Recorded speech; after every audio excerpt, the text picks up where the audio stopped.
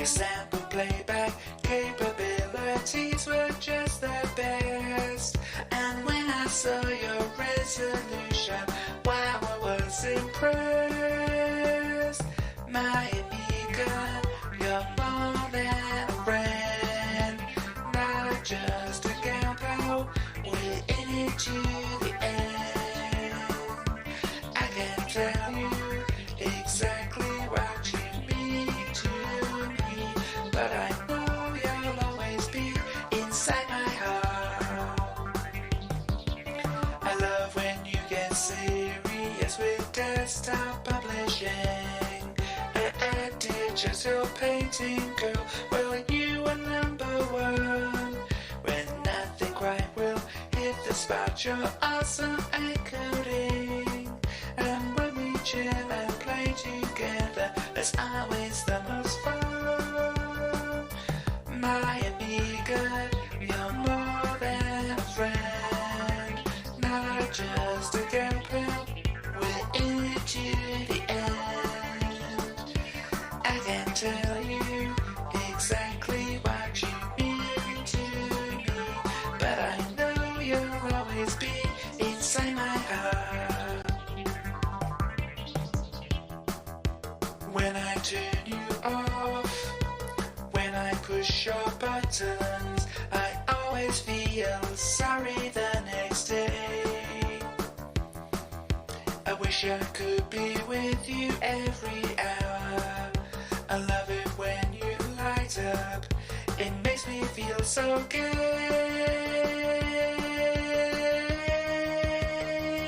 My Amiga, you're more than a friend, not just a gal pal. We're in it to the end.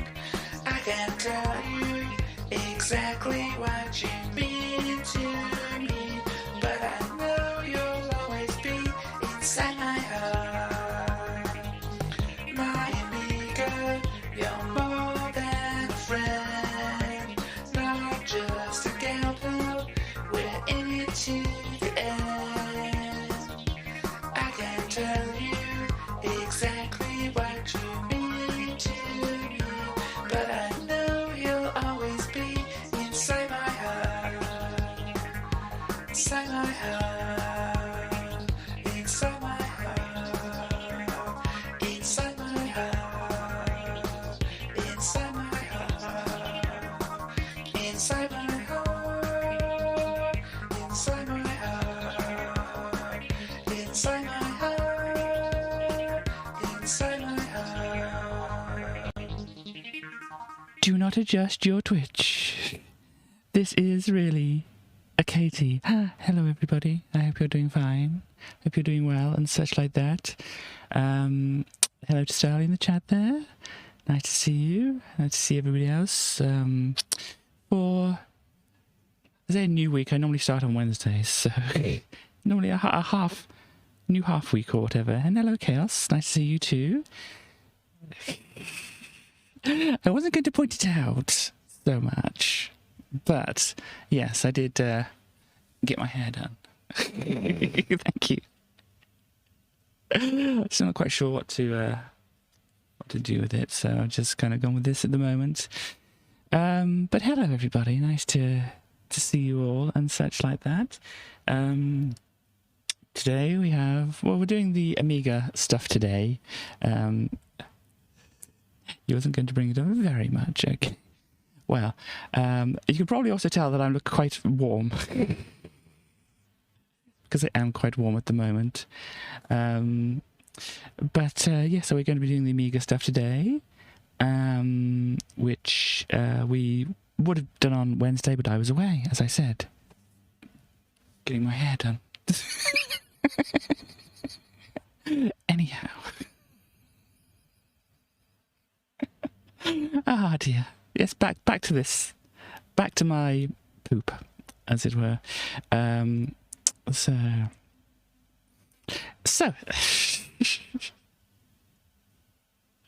oh gosh, yes. Do I have anything to say here? Yeah, was away, had a nice time. Was with Starly, Stars, and West, and we did do just mostly after doing the things that we had to do, just mostly resting, visiting nice places, or at least one nice place, or a couple of nice places maybe. Had nice pizza. Pizza was good. I don't have a picture of the pizza. I think Starly has pictures of the pizza really, but let me see. We went to a place. I'm not going to do like a full, show it on the stream kind of thing. Oh, and I got my finger in the way. I'm not doing a turnaround. Excuse me. Do you want to rotate slightly? Maybe? Gosh. I think I turned it off rather than turn it on, because I usually have it off, as it were.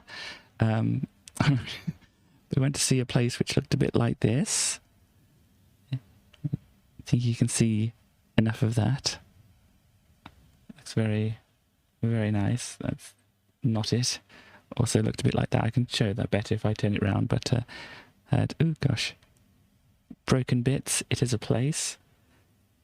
Had more broken bits. And yeah. That is generally it. And the one that was the other way up. Neato. Hello.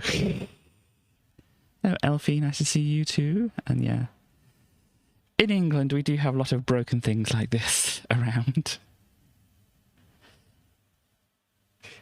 It would be nice to live there. It would have more space than this. A little bit airy, I have to say. Hi. A little bit airy. I mean, I might want to look at getting some kind of more walls put in, possibly some doors, and maybe some... a little bit, yeah. Ooh, that's good. Yeah, I will try to remember to pop them in my Discord. Are you in my Discord? I can't remember if you are or not. If you're not, ping me either through Twitch or Discord or something like that and let me know. Maybe, yeah, a roof would be good as well. Some of the places had roofs. And possibly a nice little sign to people to say, please don't come through here. Cool, thank you. Please don't come through here. This is Katie's house. Also, but yeah, I think also would the National Trust be a bit upset that I was kind of squatting on their property or whatever? I don't know. I mean, you say about the plumbing leaving something to be desired. There were kind of channels which you could kind of use for plumbing. I mean, I don't know how much it washes out, but and the drop was quite scary, really. I wouldn't want to be hanging over that, to be quite honest.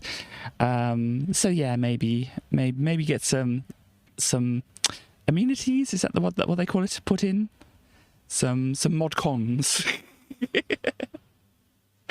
Oh gosh, I do look very warm, don't I, today? Anyhow, I don't know if you can see that on the screen, but to me, on my little preview, I look very pink. But yes, not quite as day glow as this, but you know. So yes, was away, had a nice time, was all very good and stuff like that. There was a thing that I missed in one of the magazines before, one of the electronics magazines we were looking at, but we can look at that a little bit later. And since people are paying attention, I think now, hello if you're paying attention, I was mentioning a little last time I was streaming, I think, that I have like, because when I bought this laptop, apparently it came with a month free of Xbox Game Pass. So if there's anything on there, or anything comes up on there, which you want me to have a look at, have a play and all that kind of thing, please do let me know.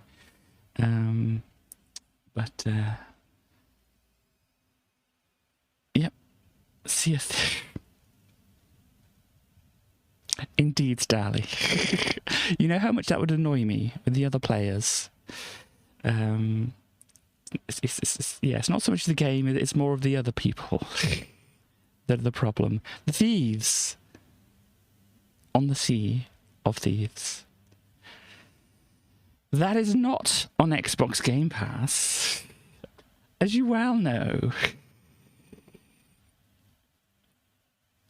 I should have known better than to ask questions, really, shouldn't I? Anyhow.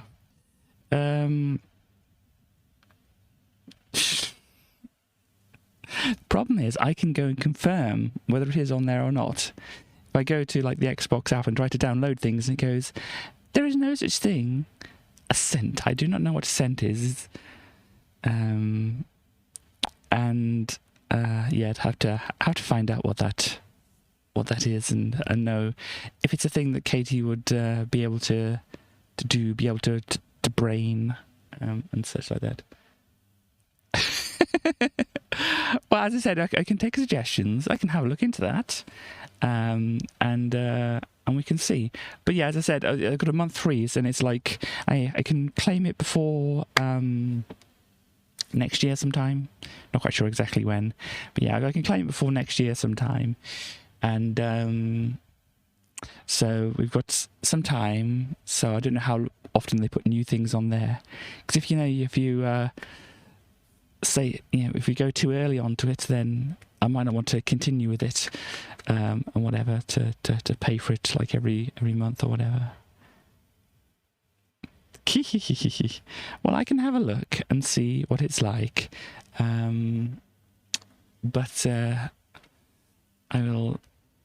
I'll have to have a look into it. But thank you for the recommendation.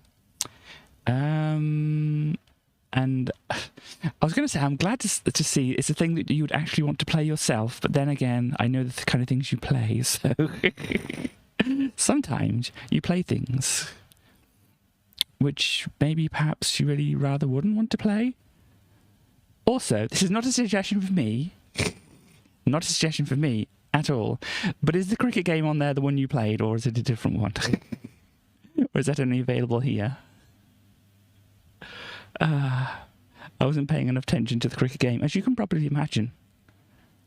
I wasn't that interested in the cricket game. You bought that one, wow. Dedication. Dedication to what, I don't know, but dedication. But hello, welcome everybody. We're going to be doing the Amiga magazines today because we missed them on Wednesday because I was away getting my hair done. I feel like I have to do that when I say that kind of thing, so anyhow. We could pop over and have a look. This is the front cover of the magazine. We have Amiga Format, issue May of 1993. And I think we're like actually 13 issues from the bankruptcy of Commodore. So, I mean, how many weeks left of the year do we have? That's too frightening to think of, I think. But yeah, so we have this. So obviously, the usual thing. We'll be finding out how to access everything later. But before we do that, we have to find out. We have to find out what else was happening in May of 1993, and it's as I said, there's an offset. This magazine would actually more have come out like a couple of months earlier. So we're looking at like March, April, kind of when this magazine was actually out. These things, no, yeah, the magazine was out like previous to this, but anyway, it's a date on the magazine, so we're going with that. So what we have at the top of the chart is in the UK singles, top 75 of starting on the 2nd of May, because we got to the 1st of May last time, just at the tail end of April. We have a few different things here, and All That You Want, Ace of Base, of course, another kind of classic there. That's The Way Love Goes, Janet Jackson, and Two Unlimited with a Tribal Dance.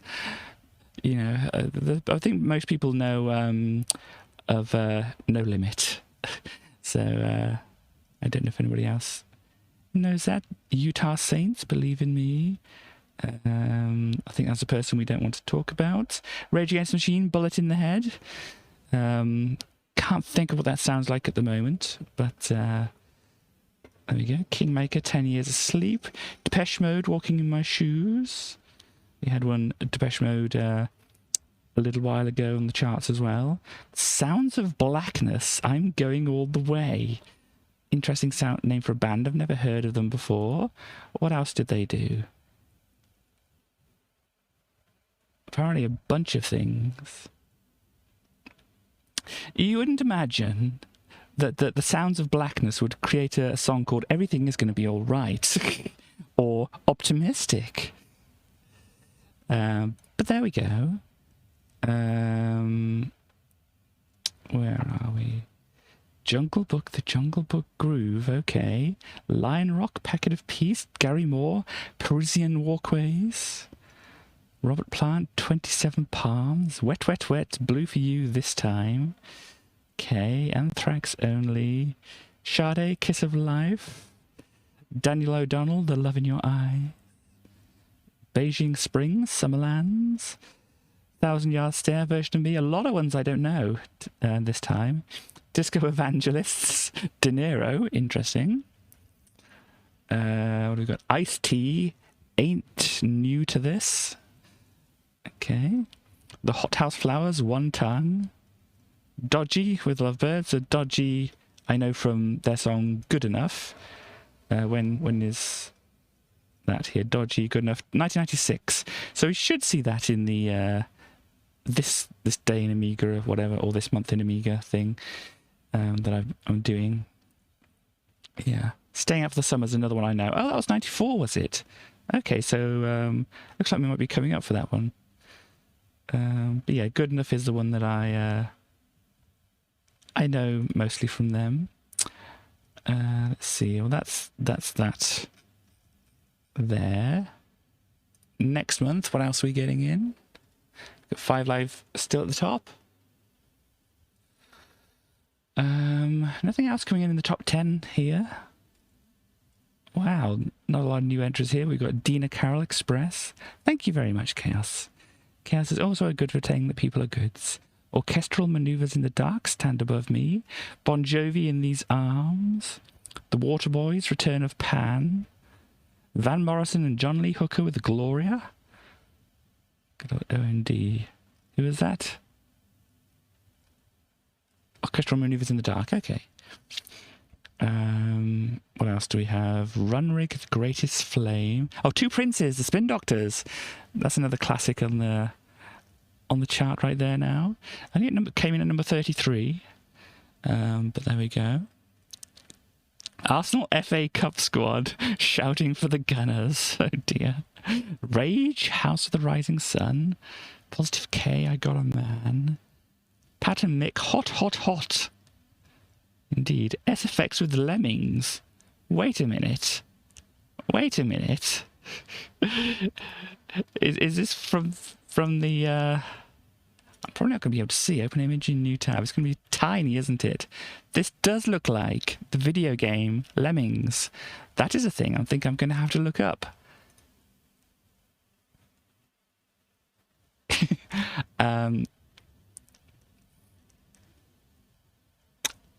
I don't know if I know those lyrics.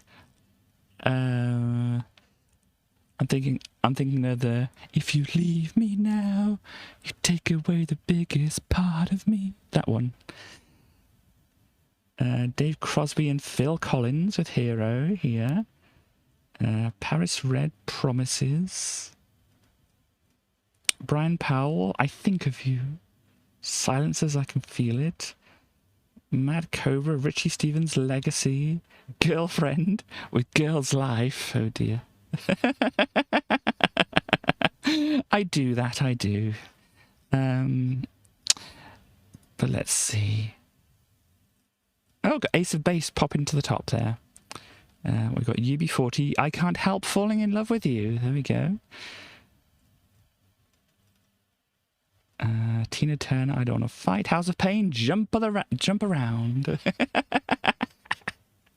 Gosh, I mean, if you're allowed to say it, Chaos, then I feel that I am allowed to say it. But yeah, here we go. Jump Around by House of Pain. And Top of the Morning to you. They have the Irish thing going on, don't they?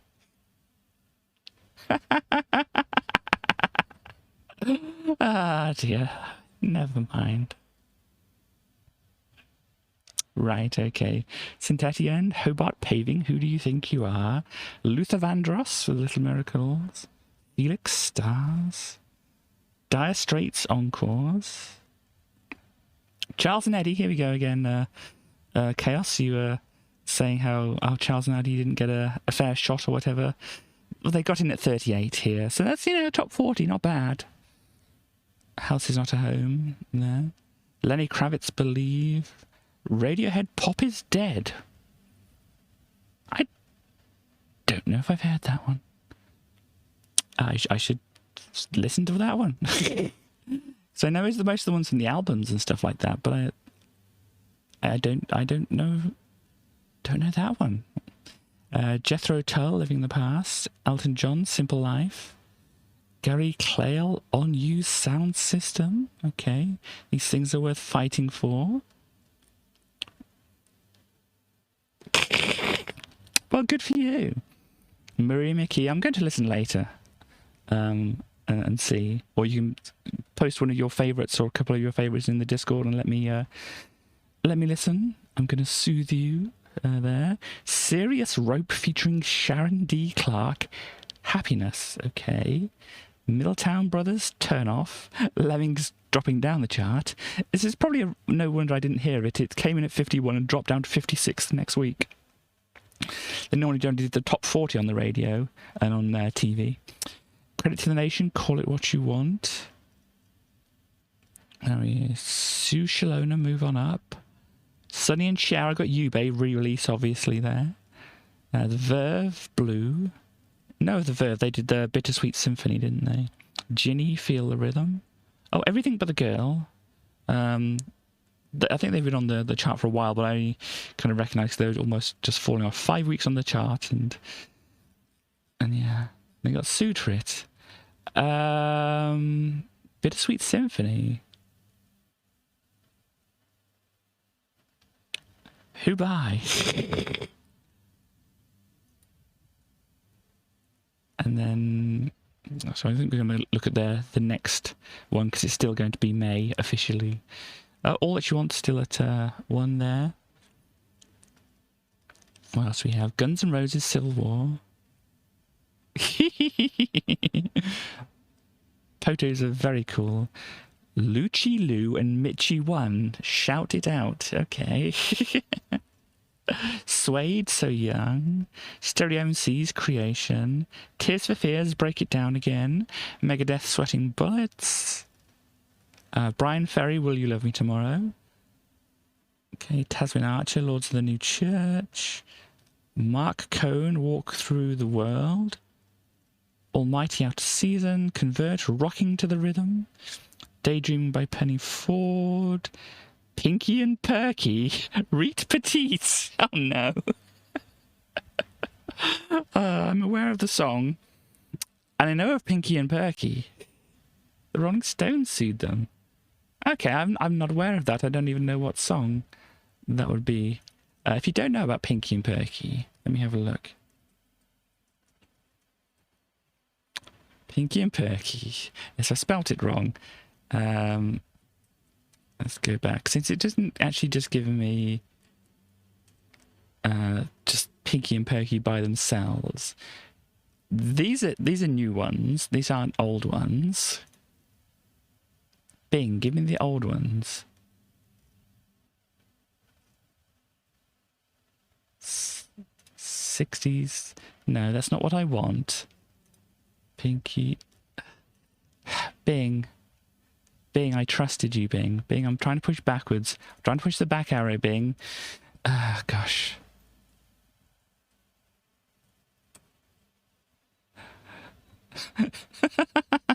Here we go. They were puppets. Like this. And they had a TV show.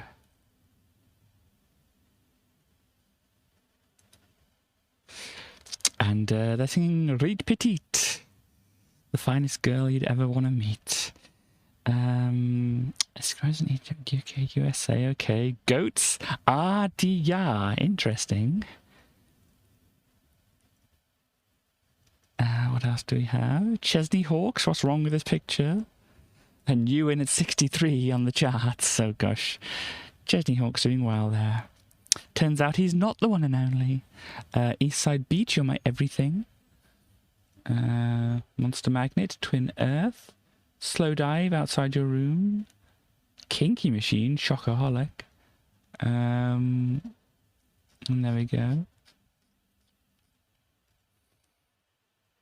Because I know, was it Faithless? The band Faithless used kind of like borrowed from Bittersweet Symphony to do, was it A Little Treat In For Me? Or something like that. Faithless can have a little treat as a treat. I have heard some stuff about Ace of Base, which might cause reason to say, yeah, to say such a thing, yeah. Three Little Pigs, Green Jelly. Oh, I think I know this one. That's the metal version, isn't it? Strangely enough, number 5 on the chart, if that is the one. Let's see, Jamiroquai, Blow Your Mind, Lisa Stanfield, In All the Right Places. Hadaway, What Is Love? Yeah. Okay, much classic on the band here. Oh, not what? Much classic on the chart here.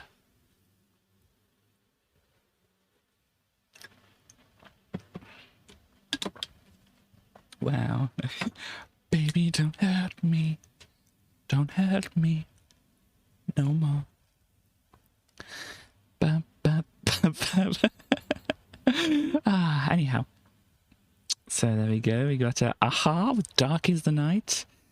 I have to admit, was Take On Me and probably like a couple of others. I don't want to say at the moment because I might be confusing them for another band. Sade, No One In Love. 93, okay. Mika Paris, I Want to Hold On To You. Barbra Streisand with One Look. Alice in Chains, Angry Chair. Grr. Chair is angry. Excuse me. Lonely Clark Rushing. Hey! Q featuring Tracy Ackerman, Get Here. Okay, U Nation, Higher and Higher. Snow, Girl I've Been Hurt, new in at 48, whilst I'd noticed Informer is still here at 35, going down the chart. So, Snow following up Informer with Girl I've Been Hurt and gosh, Less People Care. In Spiral Carpets, How Should It Be? Porno for Pyros, Pets. New Colours, What in the World? Express 2, London Express. Freedom Williams, Voice of Freedom. Silk, Girl, You For Me. Subterranea featuring Anne Consuelo, I think. Do It For Love. Oh, look, I've been looking at the new ones. I always look at the new ones here on the side where it says new, so you can see what's coming in. Various artists, Subplates Volume 1. That's obviously like an EP or something like that. Sound Factory to the Rhythm. And there we go. That's just going into the next month. So, gosh, are you ready for the news of 1993? I mean, this has been quite a thing, isn't it? We're looking at May of 1993. Gosh, are we ready for the news? May of 1993, yep.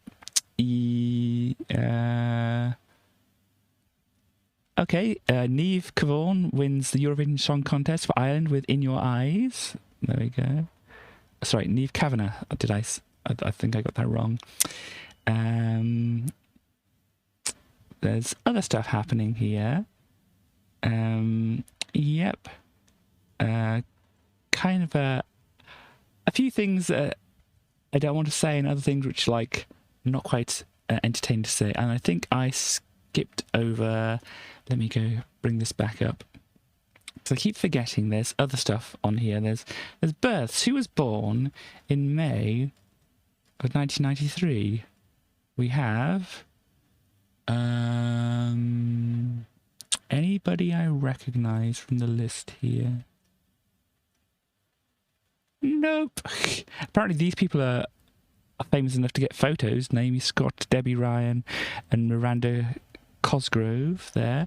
But, gosh, these other people on here, still people I don't recognise.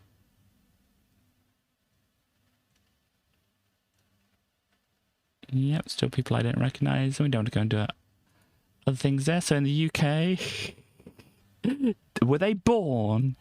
I don't think they were born in this month of this year. So May, look, football going on here. Conservatives lose. Yay. It's good to know.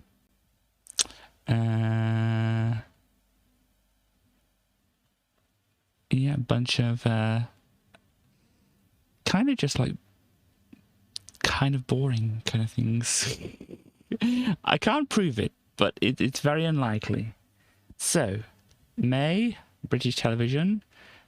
ITV airs the network television premiere of Young Guns there. Oh, we've got a thing which was a sex sizzler, apparently. A debut of Peak Practice, medical drama. Somebody it's in Young Guns. Yes, Young Guns. Did I say Young Guns or did I get that wrong? You are young and a gun, indeed. With old Kiefer, Amelia Estevez, and Charlie Sheen, and all that. You said Young Guns. Okay. I was wondering if I'd said it wrong and you were just correcting me, because sometimes I can read things incorrectly. Yeah, there we go. Neve Kavanagh. Beating the United Kingdom's Sonia, who sung Better the Devil You Know, by 23 points. That's, I think, maybe a good result for the UK, really. Arnold Schwarzenegger, Bruce Willis, Sylvester Stallone appear as guests on the ITV chat show Aspel and Company. Because the actors were promoting their joint business venture, Planet Hollywood. Censured. I don't know what censured means. But there we go. It's 10 years, the final edition of Blockbusters. There we go. Stars in Their Eyes. Yep. Noddy's Toyland Adventures begins on Australia on TV. It's the same as censored, do you think? Or you know? I have... Oh, right, okay, I see, West. I have some reasons to doubt you, Chaos. But anyway. Let us see here. Final showing of the 5-part BBC Schools French language adventure La Marée et ses secrets. The Tide and Secrets. I guess La Marée, like mer as in sea. That would make sense.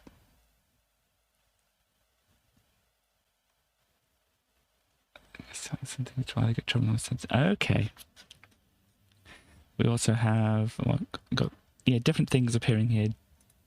Debuts, May, Every Silver Lining, don't know that one. BBC Two, we got nothing there. May here, we got Ryder Sharp, Harnessing Peacocks, Peak Practice, Strange but True.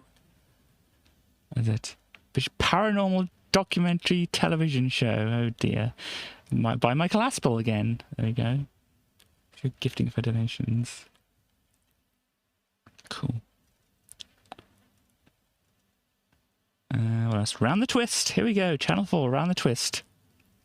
Have you ever felt like this? Young Indiana Jones Chronicles appearing on there too.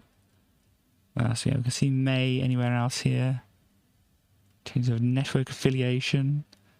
Apparently Seinfeld, Seinfeld moved from Sky 1 to BBC 2 in this year. James the Cat. $200 donation. Oh dear. Oh look, Muppet Babies went from the BBC to ITV. Wallace and Gromit, Channel 4 to BBC, yeah, because they got a bit more famous, didn't they?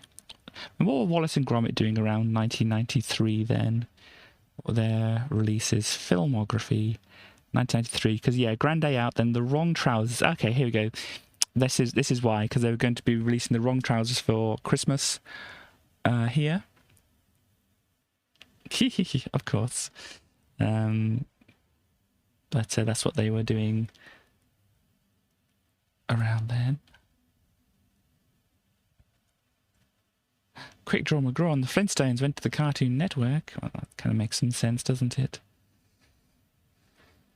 Yeah, this is not like it's births in TV. No, we got nothing here. So let me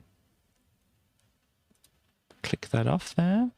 American TV, what we got in May of American TV? As the World Turns. Knots Landing as the 2-hour series finale. The cartoon version of Barry White appears on the 4th season finale of The Simpsons. The 4th season finale of Seinfeld. Saved by the Bell broadcasts its series finale. It leads to a debut, Saved by the Bell, the college years, but yeah, the original Saved by the Bell ended in this year, this month. And some other stuff here which people might know or might be interested in, but there we are. 1993 in video games. It's always kind of like not very well arranged, but we got NBA Jam Virtual Racing 3-count bout appearing there. We got Kirby's Adventure, Famicom, Final Fight 2. We got Super Kickoff and Desert Strike on here. Star Fox X-Men, Jaguar XG220 on the Sega CD. And Sonic the Hedgehog 2 over here still. We have Star Fox X-Men. May, the first Funko-Land location, McHenry County, Illinois, opens in Crystal Lake, bringing the chain's total number of locations to 62. Okay, that I was getting confused here. The first Funko the first Funko-Land location in McHenry County opens. So they have more there apparently. I don't understand. But there we go. May, anything else appearing in May here? Nope. So there we go. And in science, I think there's not much happening in May here. You see May appearing here anywhere? May? No. Well, there we go. So let's have a look at the actual issue here and see what is inside. We have the Amiga Format Live 93, your exclusive guide to the greatest Amiga event of the year. So there we go. Access everything. Discover the secret life of your Amiga. Step into the world of Amiga virtual reality. Experience the thrill of computer hacking. Oh my. See how Amigas have changed music and films. And Lemmings 2, can it improve on the original? And I'd like a hard drive. Which IDE drive is best for you? Access everything indeed. And obviously on the cover disc we're going to see Charlie Chimp, the Fractal Goblins, and a few other things here.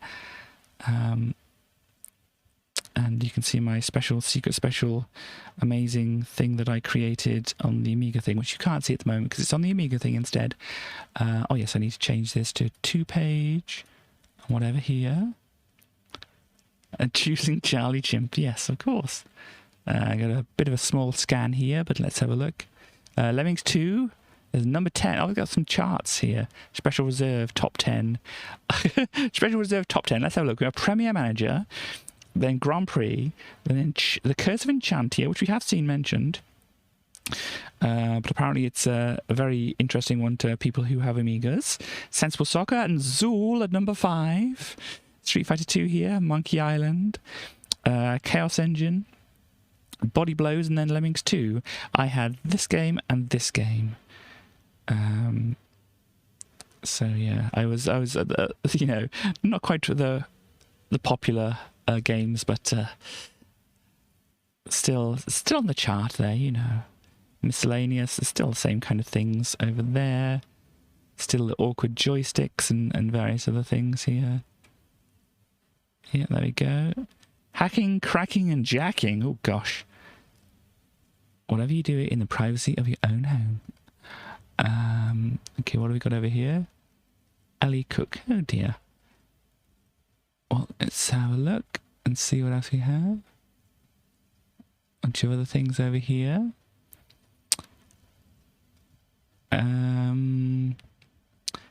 Now, we have the Charlie Chimp, the platform-winning game of the Games Master Amos competition. So yes, this is. They had. I don't know if we saw it. I don't know if I pointed it out whatever in the magazine, but they had a competition. I think when they put Amos on the cover disc, they said, "Can you make a good Amos game and whatever?" And they this is the one that won. So we'll see what the best entry to their Amos games competition was. Oh, then they've got some other ones which they got entered into the competition as well. Stellar Empire, extra wide NTSC screen. Wow. If you move towards the edge, it scrolls sideways too. Wow. Imagine scrolling. And what's this one? Beautiful graphics with a strong point of Super Blue Kid. But where are the monsters? Okay. So there we go. I think I've seen something like this before. It's very gaudy. It's not quite top banana gaudy, but it is gaudy. And then we have fraction goblins here, and we have atoms, monkey control puzzle. Okay, so push up to climb a ladder, up and fire to place a rope. Okay, that's useful. Use the weapon, walk left and right. Okay. As usual, I'll just try and figure it out to see how easy it is. This is going to be an important thing to look at here, but then we got a dead handy shell utility. The purpose is to find out exactly what version of Kickstart is in use at a particular moment. So yeah, we're not really going to look at that, but this is an interesting thing because, well, you'll see. Mike Daly and Gary Timmons, people who worked for, I think, Psygnosis, we have. Ever wondered how Lemmings got invented? Well, one lunch break in September 1989, Mike Daly did this little animation. He wanted to see just how small you could make a character that was as well animated as possible. Gary Timmon did a couple of tweaks, and somehow or other Dave Jones, the gaffer of DMA Design, I think they worked with DMA Design, saw the potential of the graphics as a game. About 17 months later, Lemmings the game was launched on an unsuspecting world that's never quite got over them. So yes, you will see the origin of Lemmings on the disc here. Isn't that exciting? And then yeah, we've got other things, but we'll have to go over to the Amiga, which I haven't really got set up, so hopefully everything will work fine. Let me just check to see if I made any notes about how to make this work.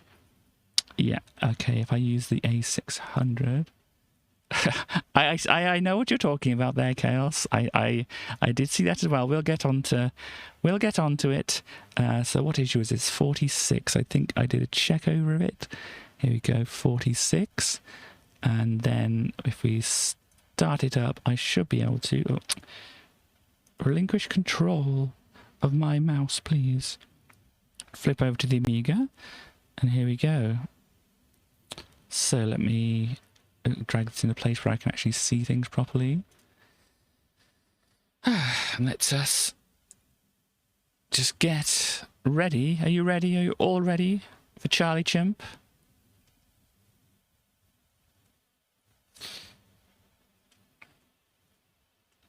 I keep on getting mixed up with Charlie Chalk in my mind. I don't know if anybody else remembers or knows of Charlie Chalk, but it was a kind of a stop-motion animated clown, I think, called Charlie Chalk. But here we go. So we have Charlie Chimp here, the fraction goblins here, the inspiration animation. I don't know if you'll ever be ready. Yeah, and atoms. This is a game where chat can battle against me. This atoms one here. But let's have a look at the inspiration to see where Lemmings came from. I'm sure you're all very interested to know. Lemmings being perhaps a little more famous than Zool. So here we go.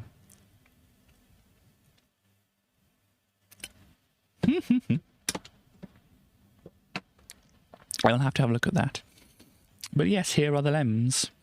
See, you got ones at the top here, walking along, getting a bit squished and then waddling out.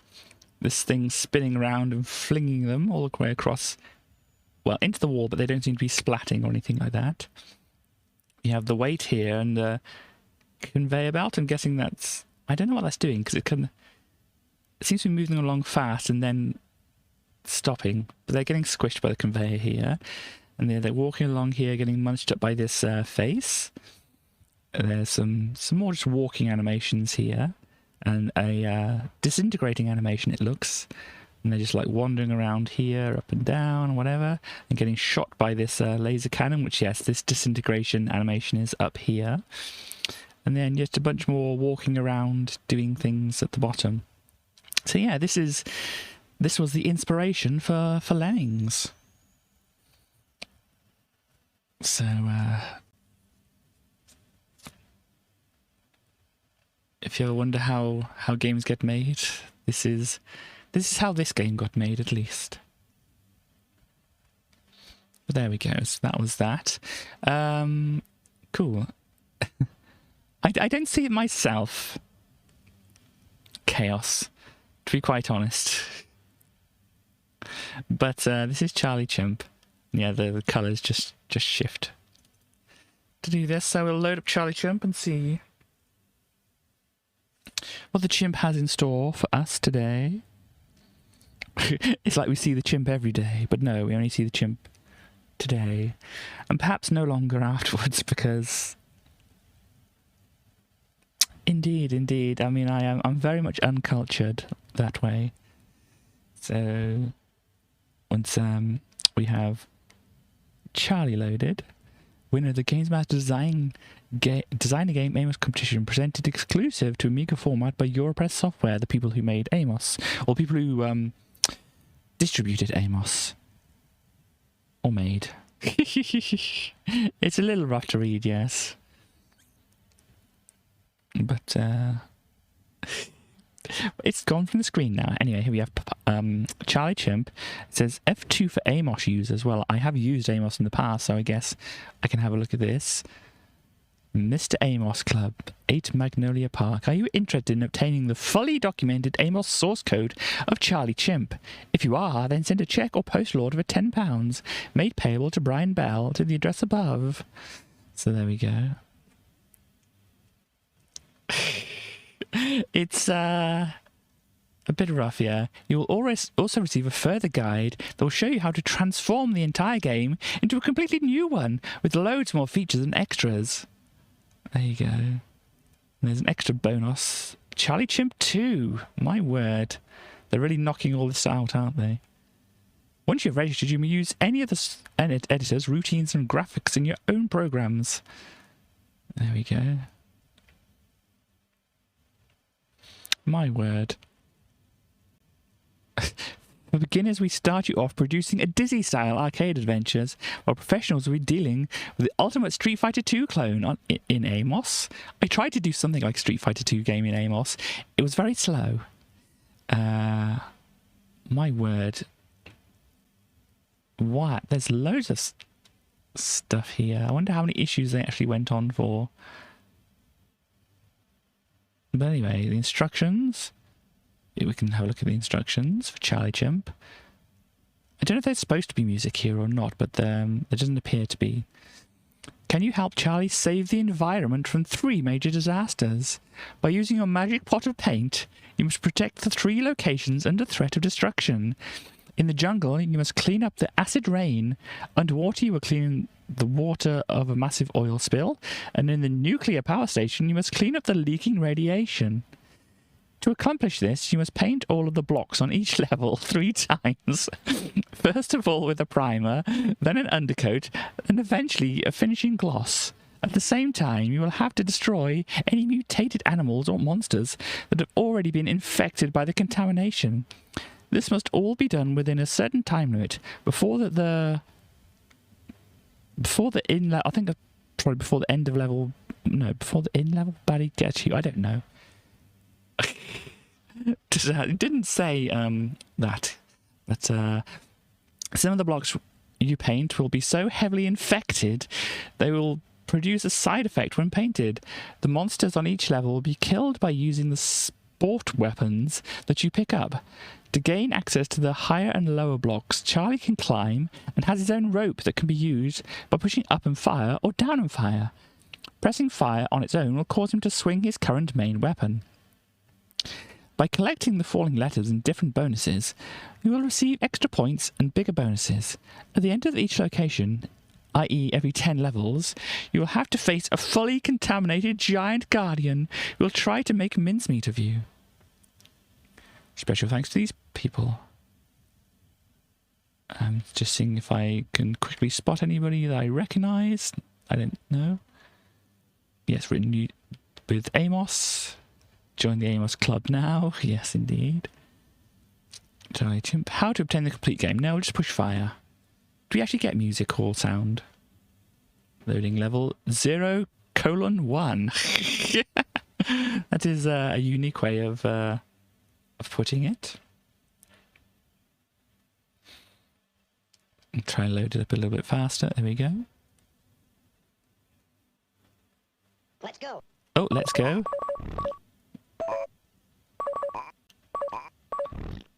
Okay. Okay, so smacking around whatever these mutated creatures are. They look like possums. I don't want to smack around possums. Chaos. This game hates possums. Oh no, I fell through. Hang on, I've got a rope as well, apparently. Yeah, I know. It's wow. You'll be glad to know that the possums killed Charlie. Oh, gosh. I'm sorry, possums. Oh yeah, you have to... I suppose. Okay. Spank the possum. And I'm gonna fall through. Ah! Gosh, where's my rope? Can I get a new rope? I can. Okay. Da-da-da. Ah, I thought I'd get about. Get over. Ah! Ah, dear, I did regret it as soon as I said it. Okay, now you get the top coat on. Ah! Ah!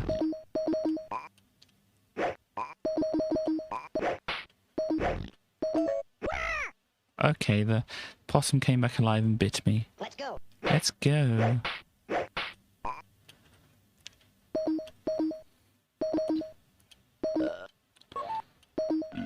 Yeah. Oh no.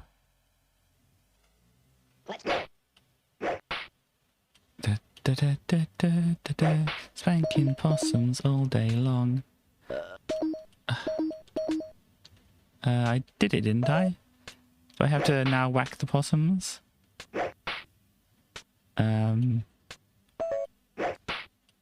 Did I miss something?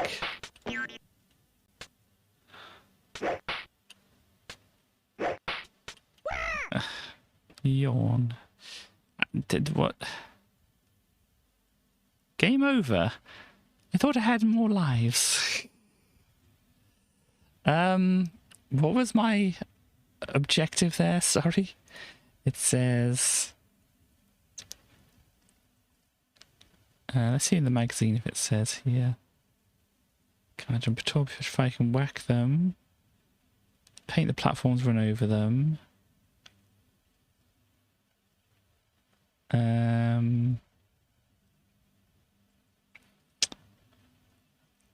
Repaint the platforms 3 times. Yeah, I did that.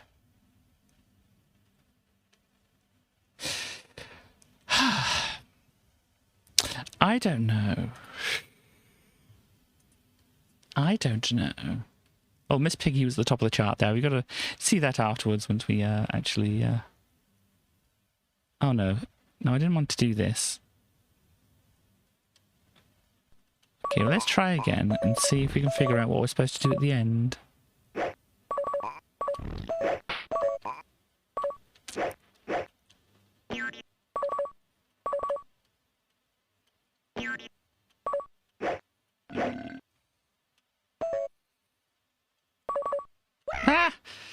The possum came back down again.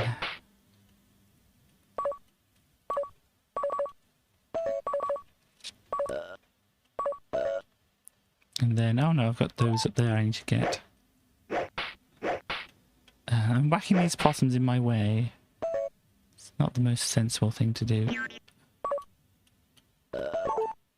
Okay. Back up. Ah! What happened? Let's go.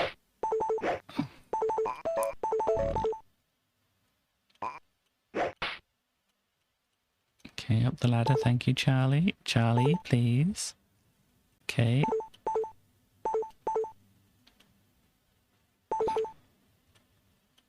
Let's get these at the top. Okay. Okay, stop it. I get this and this, and then this, this. Ah! Let's go.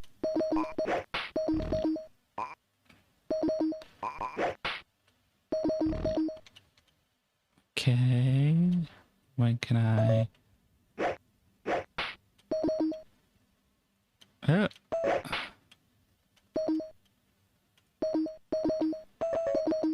Okay, now I missed the one over there. Let me just get this and this. Ah!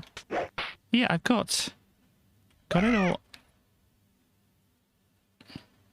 Let's go. Got it all coloured in now.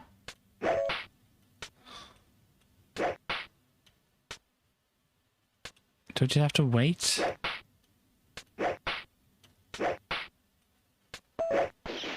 Oh my! You can just have to spank the possums. Uh-oh. Okay. Fine.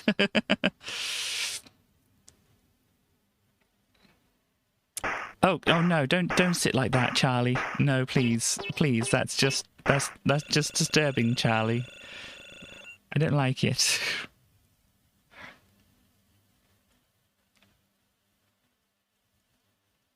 Level 03, okay, because this is only like a demo version of it, I think.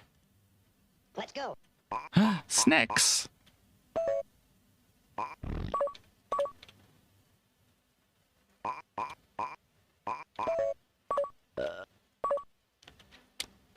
Now I have to spank snacks. I'm not the happiest about this. Even if they are mutant snacks, you know, it's...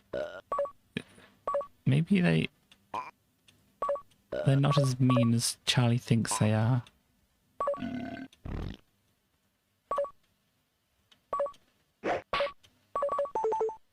Over there, over there, over there.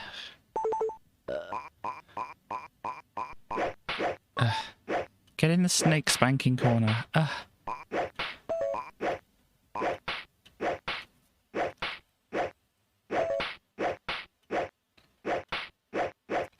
This doesn't seem to be helping very much, does it? Hang on.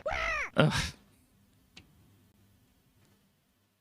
I think I'm out of lives, aren't I? Yeah, out of lives. Oh, wow.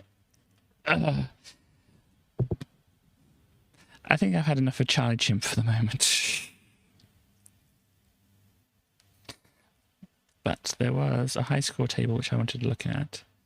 Champion Chimps. Miss Piggy, M. Jackson, Terminator, E.T., Sonic Hog, D. Duck, M. Mouse. And I guess I get to put my name in here. Katie Person that was supposed to be. But Katie Purrs, I guess we get. So there we go. Charlie Chimp. I hope you all enjoy Charlie Chimp. Fraction goblins. There we go. We load this up and see what the fraction goblins are like. It's taking its time, decrunching or something. Oh gosh.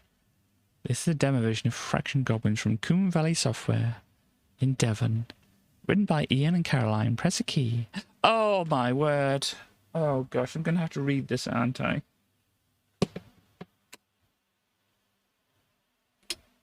Oh dear. Well, I didn't need my eyes anyway. Let's see.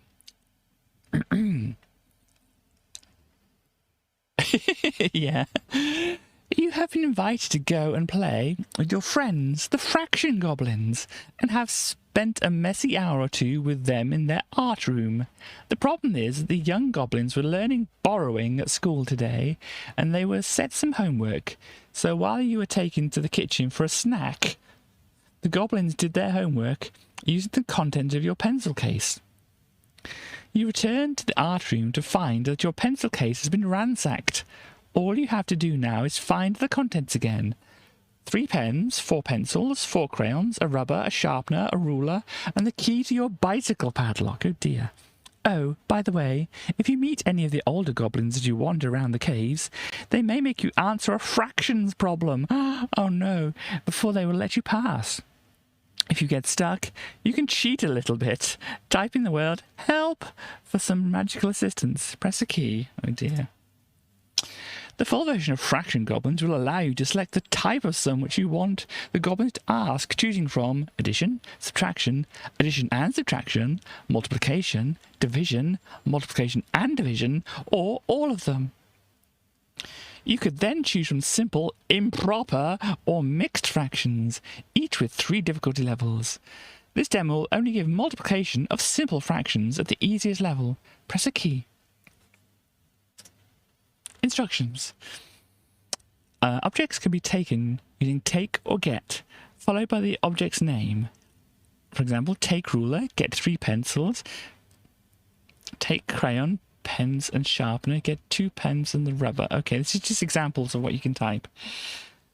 When the objects are taken, they will also be described in more detail. You can also examine, look at, or drop objects in the same way as using take.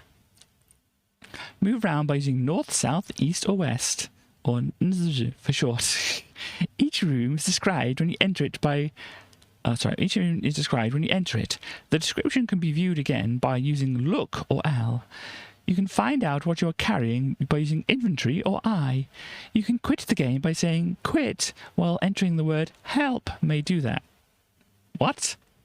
You can quit the game by saying quit while entering the word help may do that. Press a key. There are tables and chairs and pots of paint and lumps of clay and all sorts of other interesting things in here.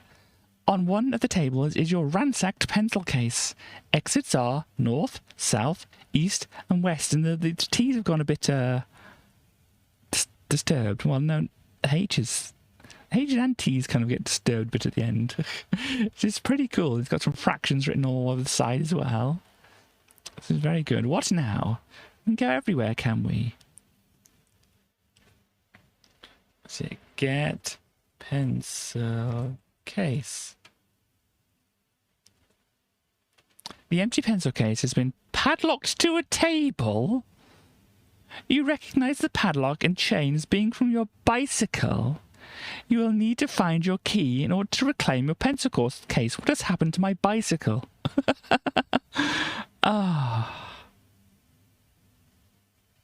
Well, let's go north.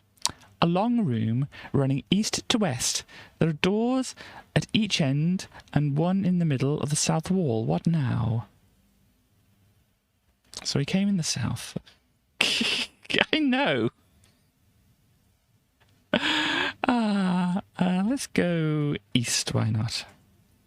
This is where the Divide Goblin lives. Exits are north, south, east and west. You can also see a pencil. Get pencil. There's a lot of places to go here, aren't there? Let's go north. Indeed. You have met the multiply goblin. What is a quarter times 3/4? As far as I know, what we're doing is multiplying 1 by 3 and 4 by 4. So the top number is going to be 3 again. And the bottom number is going to be 16. Correct! The goblin goes away. A large room with a dining table and chairs against one wall. There are 4 places set. There are doors to the west and south. You can also see a rubber. What now? Pardon? What now? Did I press the wrong thing? Pardon? Get rubber. Oh! Was not ready for this.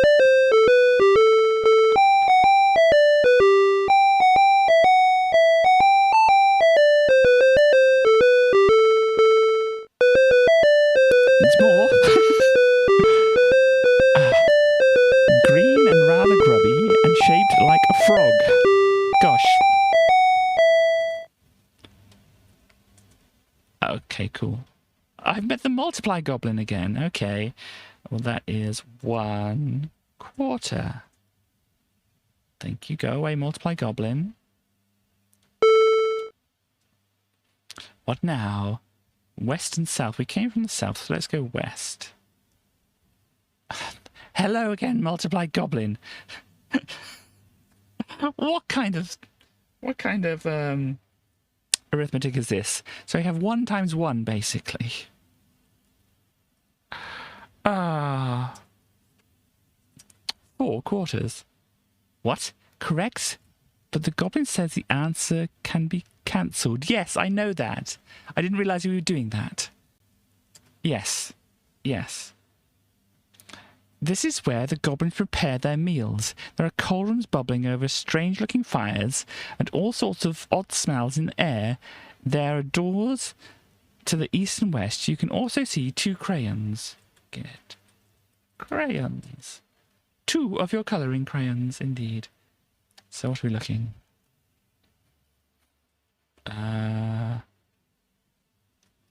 Look at... How do you spell cauldron? Cauldrons. The cauldrons are huge iron pots suspended on chains. They contain large amount of goblin food. Eat food. You pick a juicy-looking piece out of a cauldron. A green, rubbery tentacle promptly writhes out of the liquid, grabs it back and submerges with its prize. What now?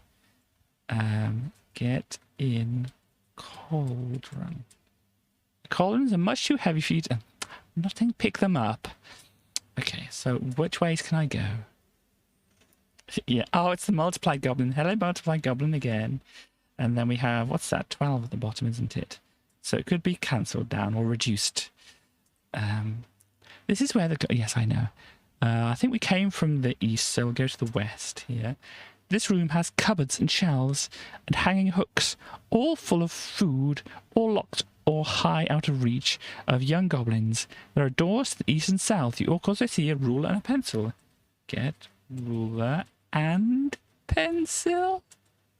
A white plastic ruler with pictures of dinosaurs on it. Yay. A nicely sharpened lead pencil. Why did we only get the music for the eraser? I don't understand. Oh, it says where we are at the top as well. Larder. East and south. I guess we can go south.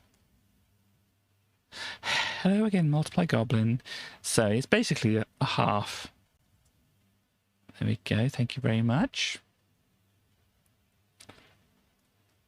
Tracy would, yes, approve of that that ruler. What do we have here? The ad goblin. So see a pencil. Get pencil. A nicely sharpened lead pencil. You are carrying too much and have to drop an item. What now? I've got 69 for my score. South. I don't know if I did drop anything. Do we want to go south again? Hello, multiply goblin. 3/4.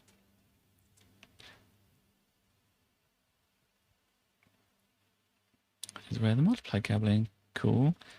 Where was the... Oh, no. Oh, gosh. I don't know where... That's it. A large cave where an underground river widens to a shallow pool. It is empty at the moment, but a wet footprint show where young goblins have been paddling recently. I don't know where I came from. I don't know where I'm going. Hello again, multiple goblin. That's just 1/1. Come on.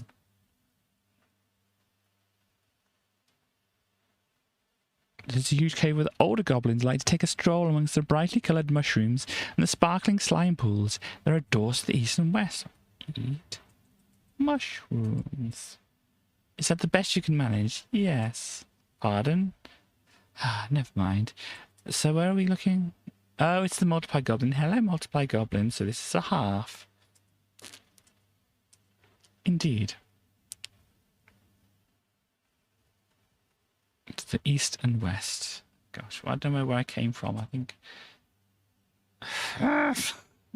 This is an irritating game.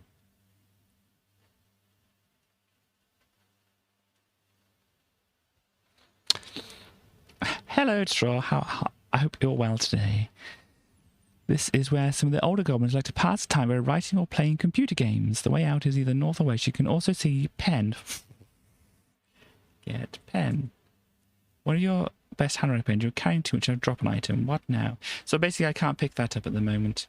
What's in my inventory? Okay, 3 pencils, 2 crayons, and a pen. Okay, if I look, have I dropped something? I dropped the rubber apparently for here. Okay.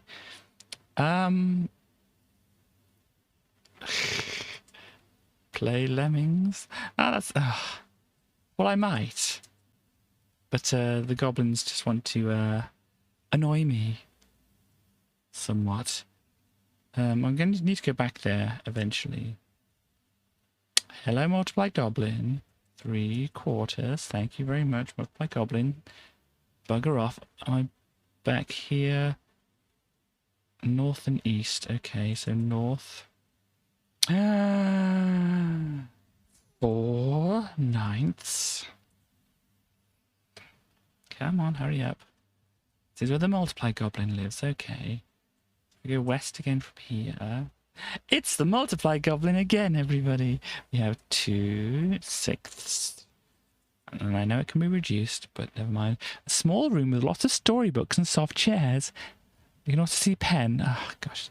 It seems like just the most annoying game ever, doesn't it?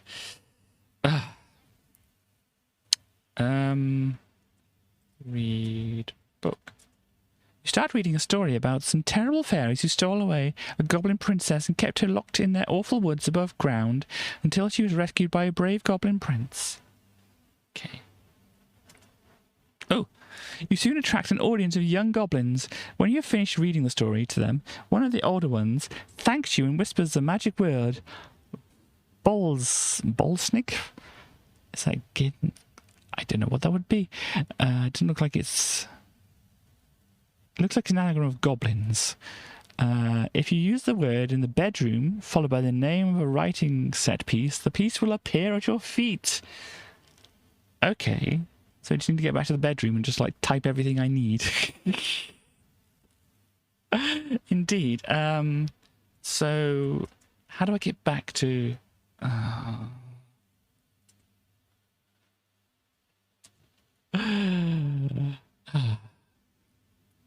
Maybe, at some point.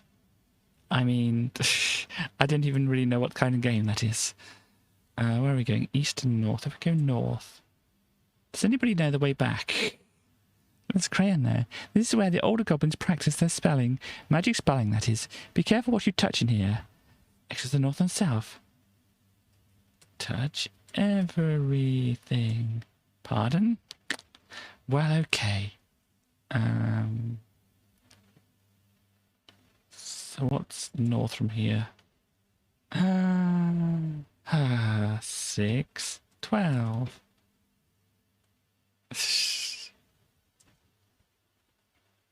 Okay. This room is hung with interesting items which the goblins won in battle or otherwise acquired. There are doors to the east and south. Get sword. All the trophies are securely fastened to the cave walls. If they were not, the young goblins would have taken them long ago. Okay. Look east, maybe? 1/1. Thank you very much. It's where the ad goblin. There's a ruler there. I'm lost. If anybody else knows the way to get back to where we were, I would be helpful. I know it can be reduced. It's fine. So this looks similar to what I've seen before.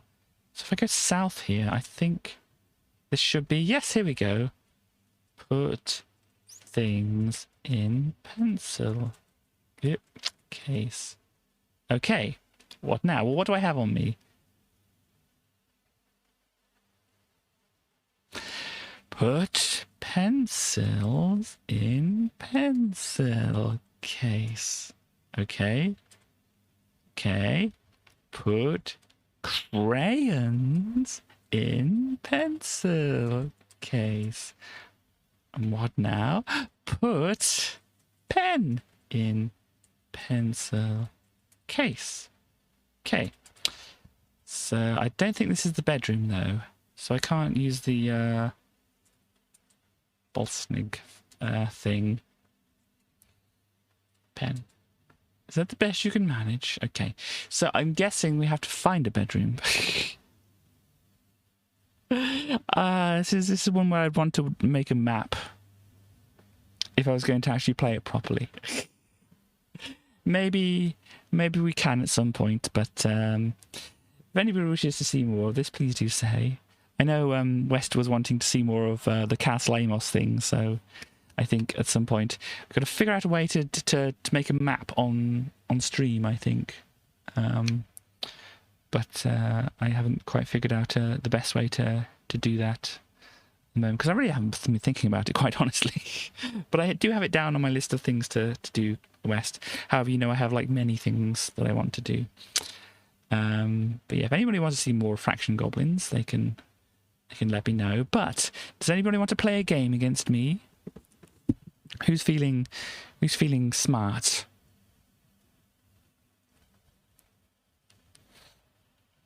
How many players? Let's have 2 players. I think we might have seen this game before, but basically, you'll play. Cool. I put the save down here.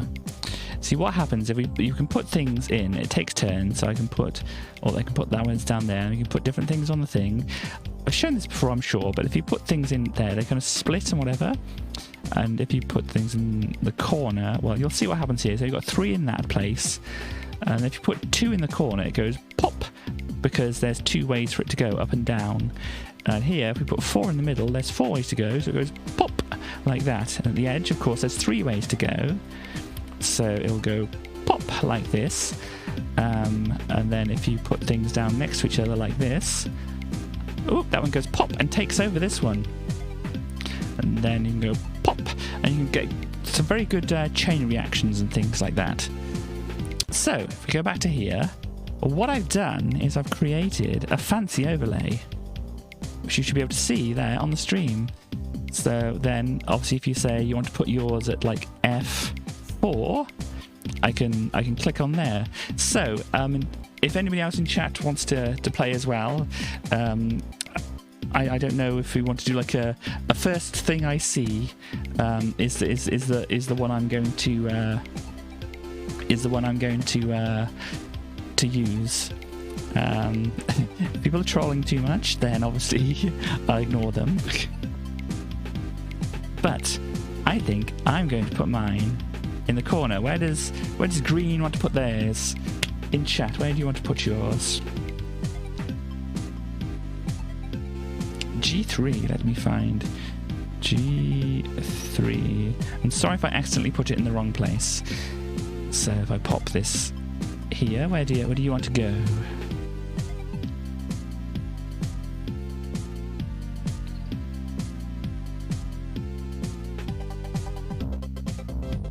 A2, wow. Oh gosh. Right next. But of course, I can do this. Pop! And go into yours. So where next?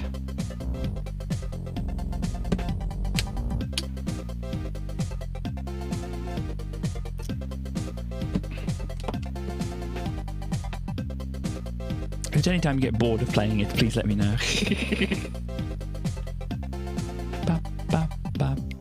F4, let's see. F4 here. Cool. Obviously, I've played this before, so I have a vague knowledge of a strategy. Where do you want to go now?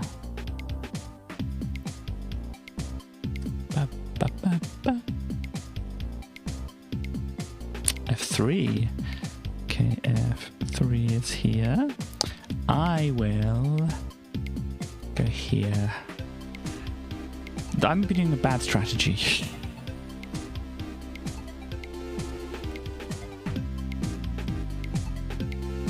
F3 again. Very good. I think I'm going to start up over here.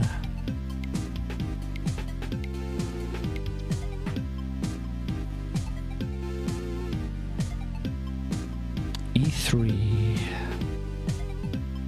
There we go, cool. And gosh, I think I'll go here. Cool. Ba, ba, ba, ba.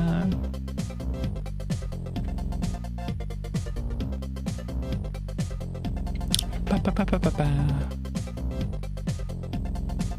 Sorry, did you already... I wasn't paying attention. F2. There we go.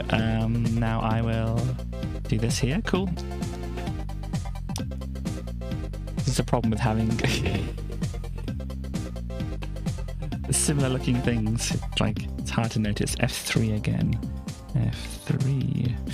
Ooh, nice. I will go here, I think. There we go.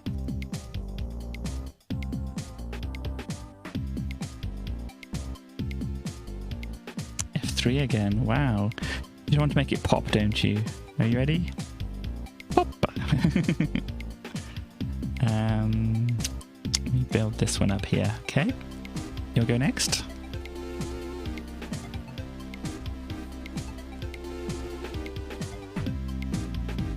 D3. Oh, just where I am. Cool. I will go here.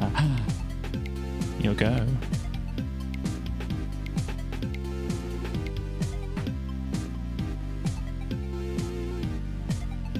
E3. Right next. Ah, I see. You're being clever. Put mine over there.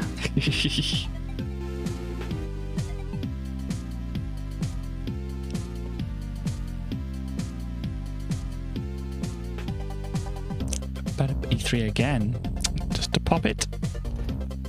And takes over. Pop mine up here.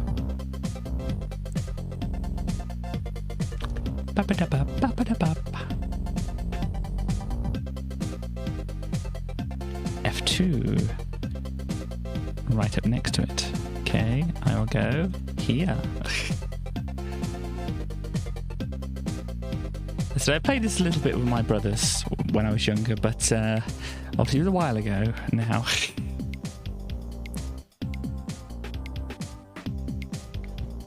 F2 again. Being on the offensive here. Whoop. Oh yeah, it's a bad thing for me to do that, isn't it? Okay. Well, maybe I shouldn't be on the offensive. Maybe I should just try... Excuse me. Boop, boop, boop. Boop, boop. Boop, boop. Boop, boop, boop. E2. Yeah, you're really, really not liking that, are you? I'm going to take all the corners just because I want to.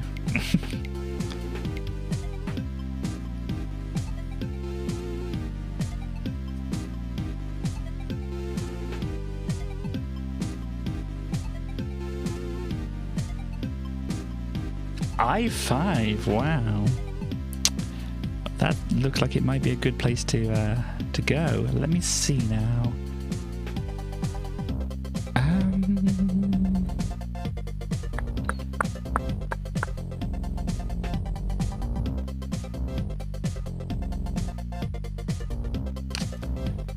Go there. Your turn.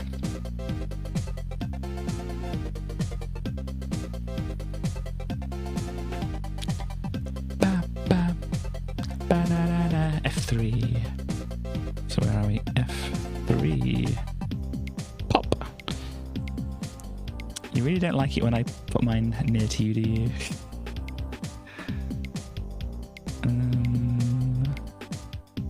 Let me see if I pop mine over here. You go. 110. There's no 110 on the board, Streamlabs. F4. CF4. So, oh gosh, there. I will. Over here. Your move. Yeah, vaguely menacing in the middle of the board there. Later on you'll find out it's about the chain reactions. I4. Just up there, okay. I think I'll pop mine here.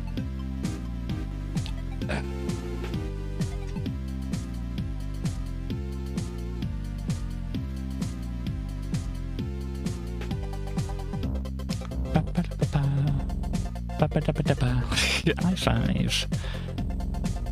Ooh, right in there, huh? Getting threatening. Or being threatened.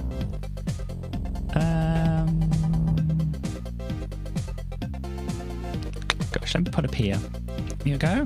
Sorry, I'm going to point you in the way a little bit.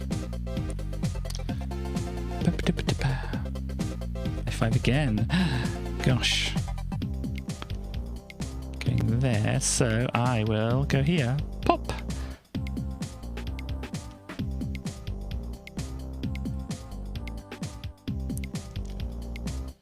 Now what?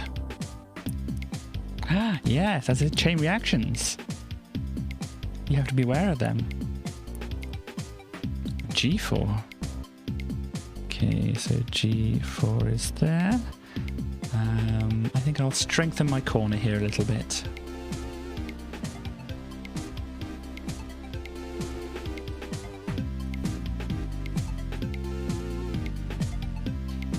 This can be a 4-player game, I would like to remind you. G5. More as a note to how chaotic it could be on the board after a while, as you can imagine. I need to put mine down now, don't I? Gosh. Well, let me... As I said, I played against my brothers a few times. I think it would be fun. I think we need to come up with a better solution than what we've got going at the moment. So just making sure I got it right. G3, wow. Pop! Big explosion going on there. Let me be menacing. Rah!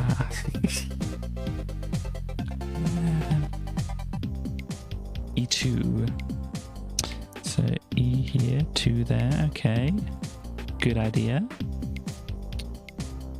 Yeah. Especially like sharing the screen so it's less of a delay between things happening and people choosing and stuff.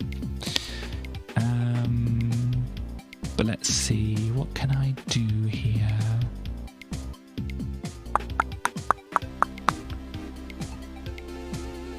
Gosh, it's getting to the point where it's you need a little bit more strategy, I think.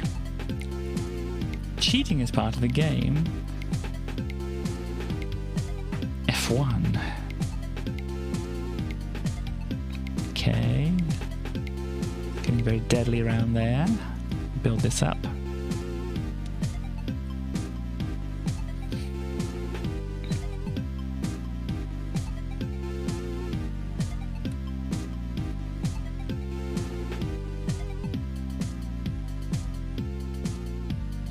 G4. I like people to notice the atom at the top here, I guess the electron is spinning around and goes in front of it and behind it, like this. It's very nice. So G4 down here, okay. C. Okay, let me pop that in there. Your move.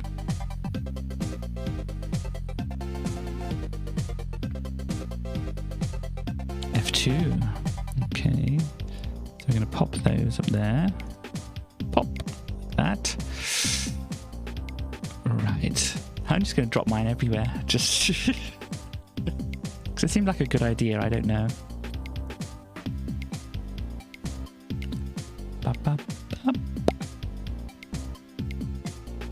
G5, let's see. So yeah, obviously this kind of threatens me slightly, but obviously because of chain reactions, you forget West. Pop. Your move.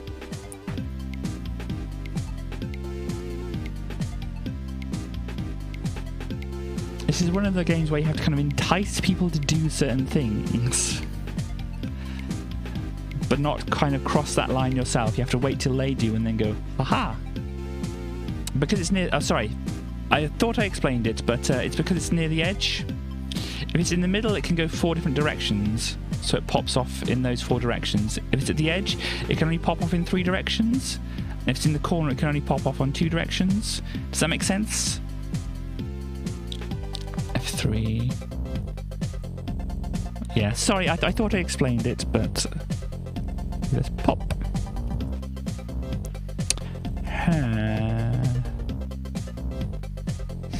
Gosh. Let me put that there. There you go. Sorry, I had a slight advantage then. I apologize. Okay. G3. It's looking G3, okay. Let's go straight for it. Interesting. If I go there.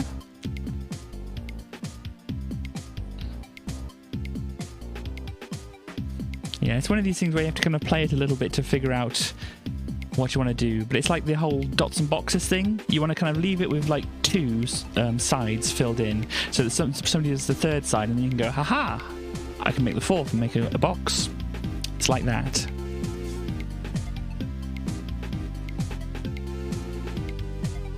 Boop, boop. F3, let's see. F3. Right, now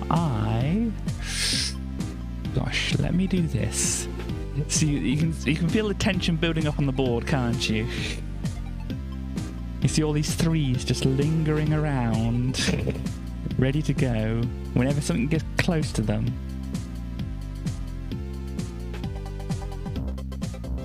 E6. Right next. Okay.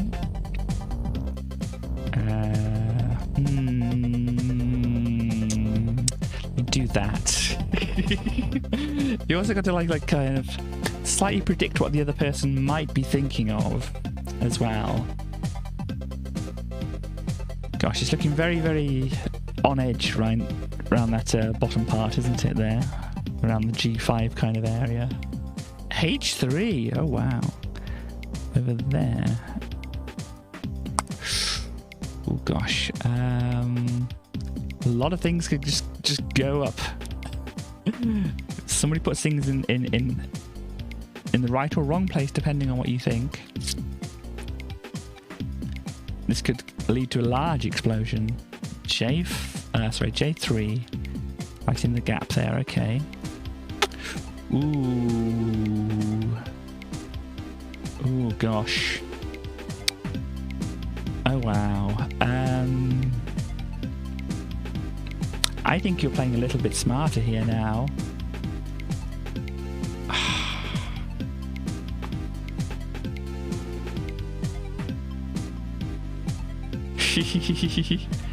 I'll do this. Oh no, I misjudged. I forgot. This is another thing that can happen. You can think, aha, I could do this, and then it's like, oh no, it needed another atom. Your move now.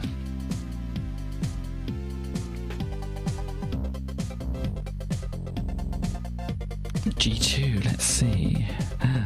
Okay, you ready? It's going to cause a little bit of explosion. G2. Lots of popping going on there. It changes things slightly. And can you see what it's changed? Like around here. So where you have to be kind of careful, and where I have to be careful as well, because you have to think about what's going to spread into what areas. So I think this might be good. Oh no, it's not good. Oh no, oh no, oh no, oh no, I made a mistake. I made a mistake. H3, really? Oh no, that is the one you're going for. Sorry, I thought H was further down, so I was a bit confused then. But H3, oh gosh. Yep, here we go. Oh no, I made a bit of a mistake there, didn't I? Well, let's try and claw back as much as I can. Okay, West, your go. Oh gosh, I can see what you can do now.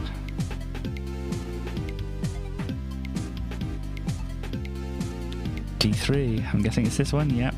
D3, here we go. Poppy pop. Right. I think we've got off that knife edge, but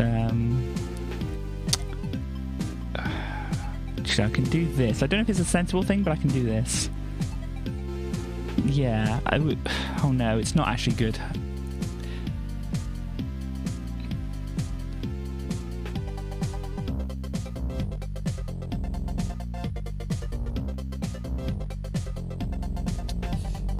What you thinking of? I'm guessing that's J3. I did notice that, yes. Oh dear, oh dear. That's alright. Gosh, well, it does limit your opportunities for what you can do if you've got to like defend yourself slightly. Okay. My word, it's just going to go back and forth with all this explosions, isn't it? All these chain reactions. And obviously you're putting more and more atoms on the board. And so it's just going to keep on. J3 again, yep. Wow. Okay.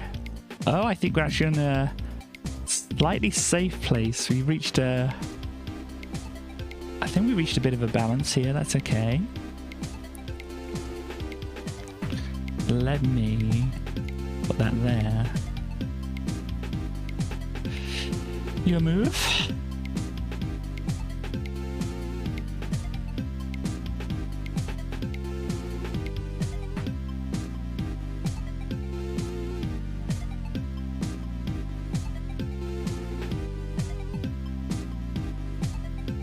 Yeah, it's because it's on this. Nothing is going to set off a huge explosion at the moment. It's kind of a bit tricky. So D2, so here. Pop.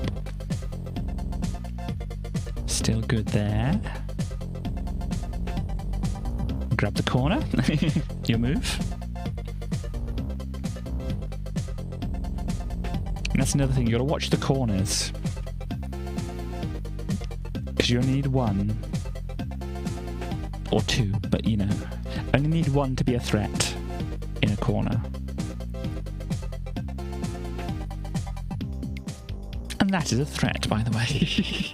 H5, let's see, so H5, we're going for here. Let us see. Oh dear, well, can you see what's going to happen here?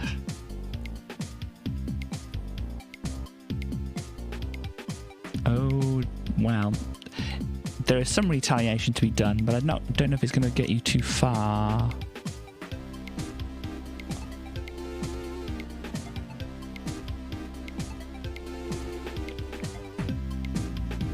E2. E2. Poppy pop, pop, pop. Lots of poppings. Got further. Thank you. Got further than I thought. Gosh.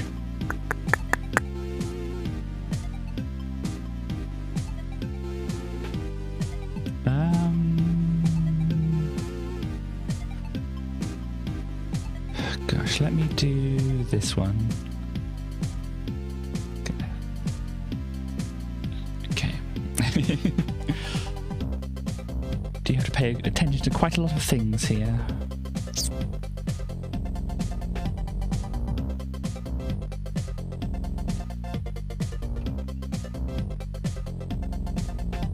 H1.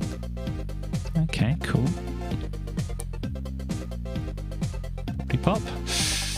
Yeah, and it's just like, is it worth taking this? Is it worth taking this? Or is it worth just waiting? And taking back the corner, of course. You go.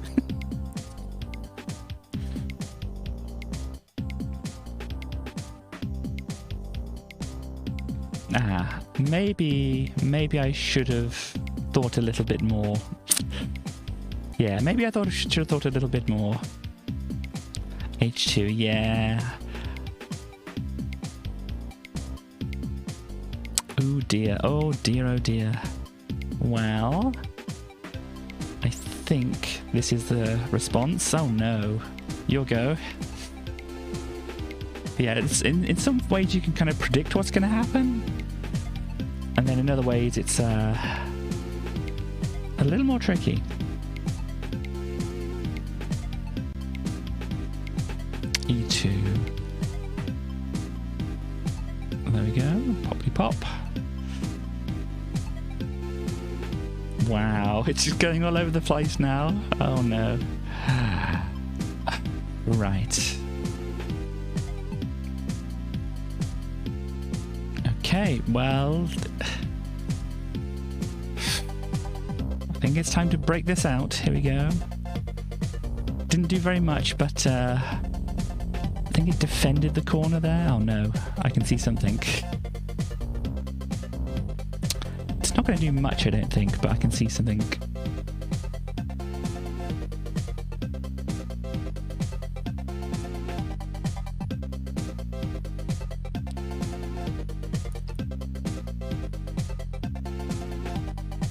G2,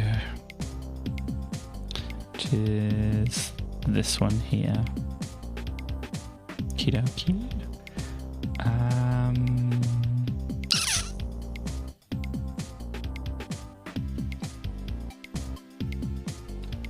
Let me put that there. You'll go.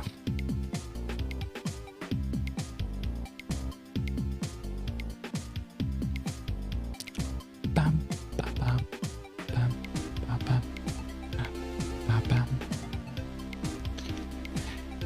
D6 down here. Yeah, it's going to take over that. Not a lot else. Let me defend this corner here. You'll go.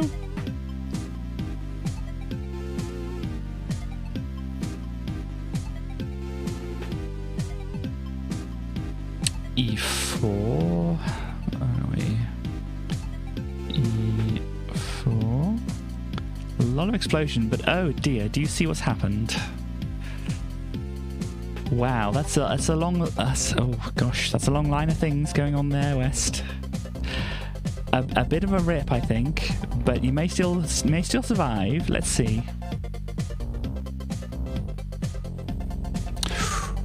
Well, your move.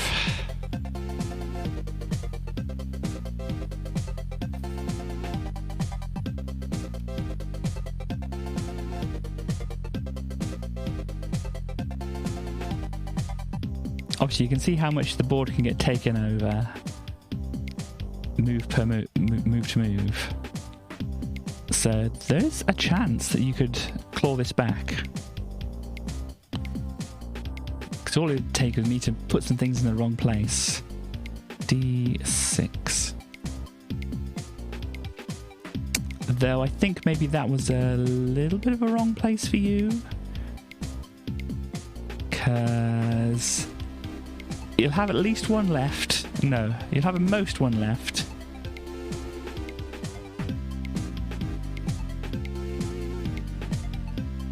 Wow, look at that. Are you wanting to go on this one here? C6?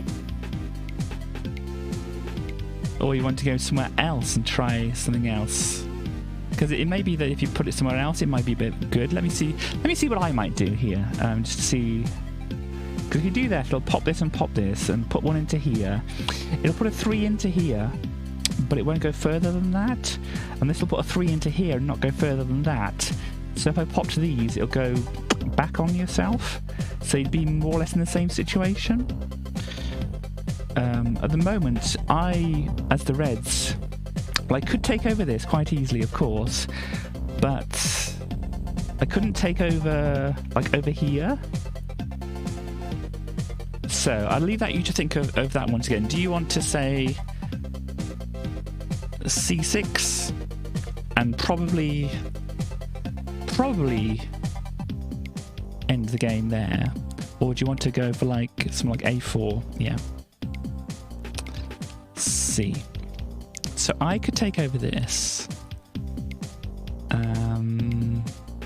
Which, if I'm not thinking too hard, that seems like a good idea. But obviously you've got this one little one still alive here. And none of mine can touch it at the moment.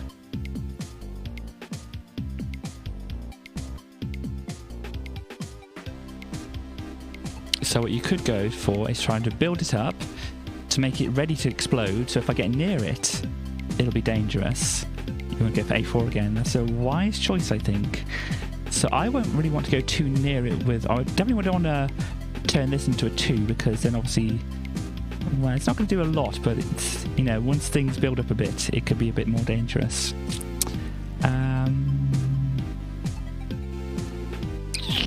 But I think I'm going to pop that there.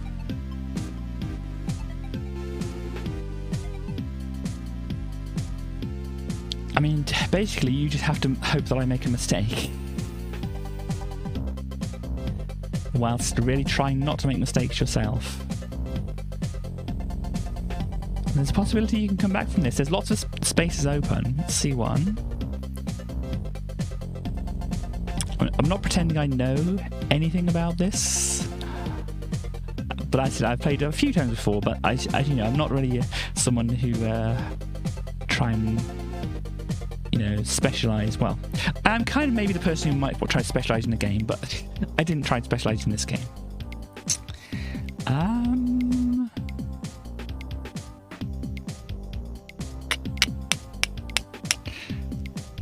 I think I'm just going to fill some gaps. You'll go.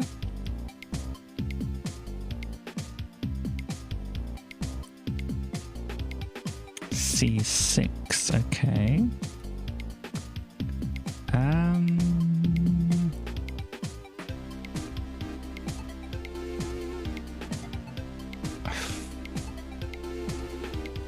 Well, let me do this. You'll go.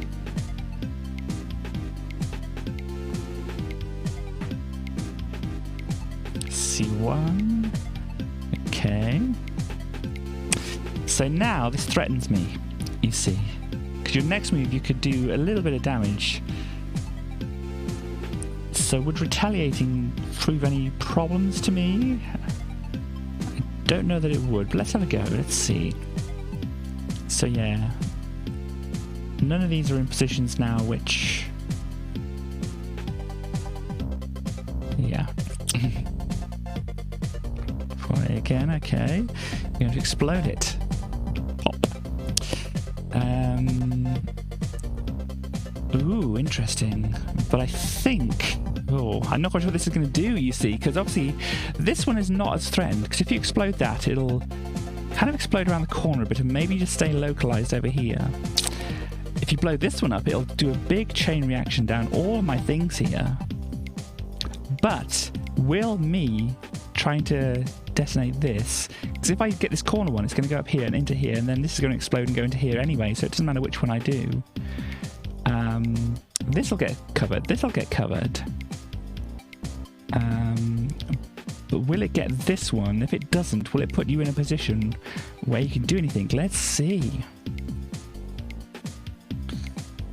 Because the way it figures it out is kind of like, oh no, oh, look, you're clawing back.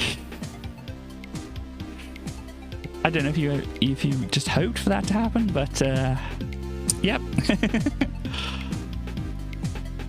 Yeah, you can get oh my word, more than I thought. Oh gosh. Oh wow. Well, there you go. Well done. Congratulations to West. Indeed.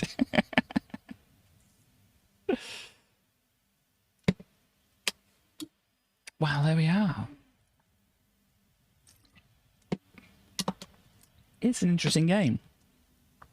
I don't know. There's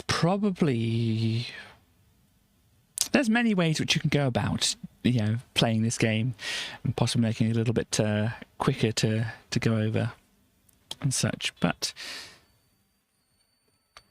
that is good.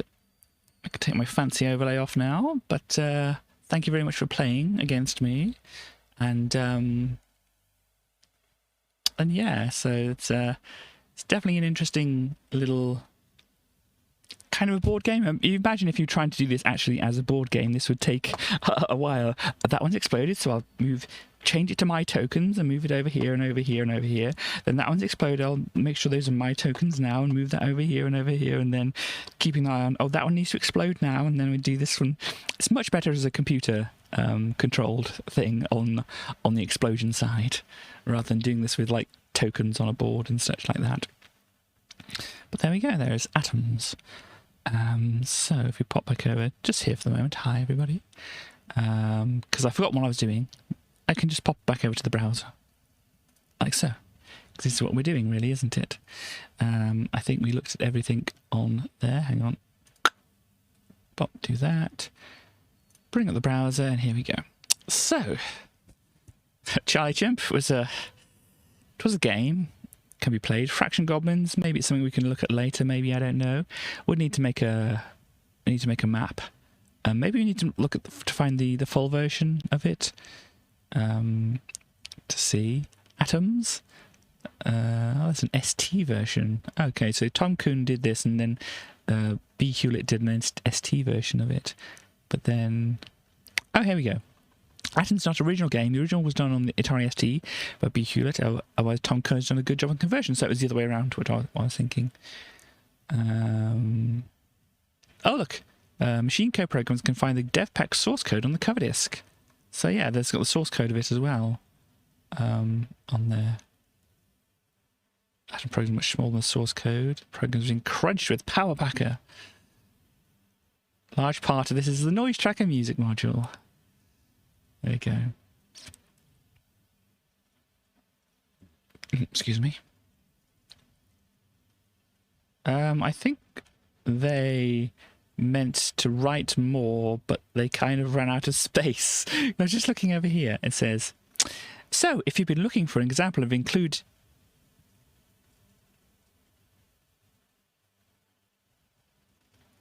And it doesn't continue on the next page or anything like that. But yeah, this is like, as I said, this is a 4-player game of it. And you can see how it could get a lot more hectic, I suppose. But there we go. And yes, Chaos did notice this before. War in the Gulf. And it's... are you controlling tanks and stuff like that? It looks like you're controlling a tank here, and you've got other things and maps, but yeah. Okay, the long-awaited sequel to the award-winning Team Yankee in Pacific Islands. You have a lot of things like this coming up. Take a trip to Wembley between the 7th and 9th, and you could end up here in Sydney. You can, Commodore looking for a world real genius. It could be you.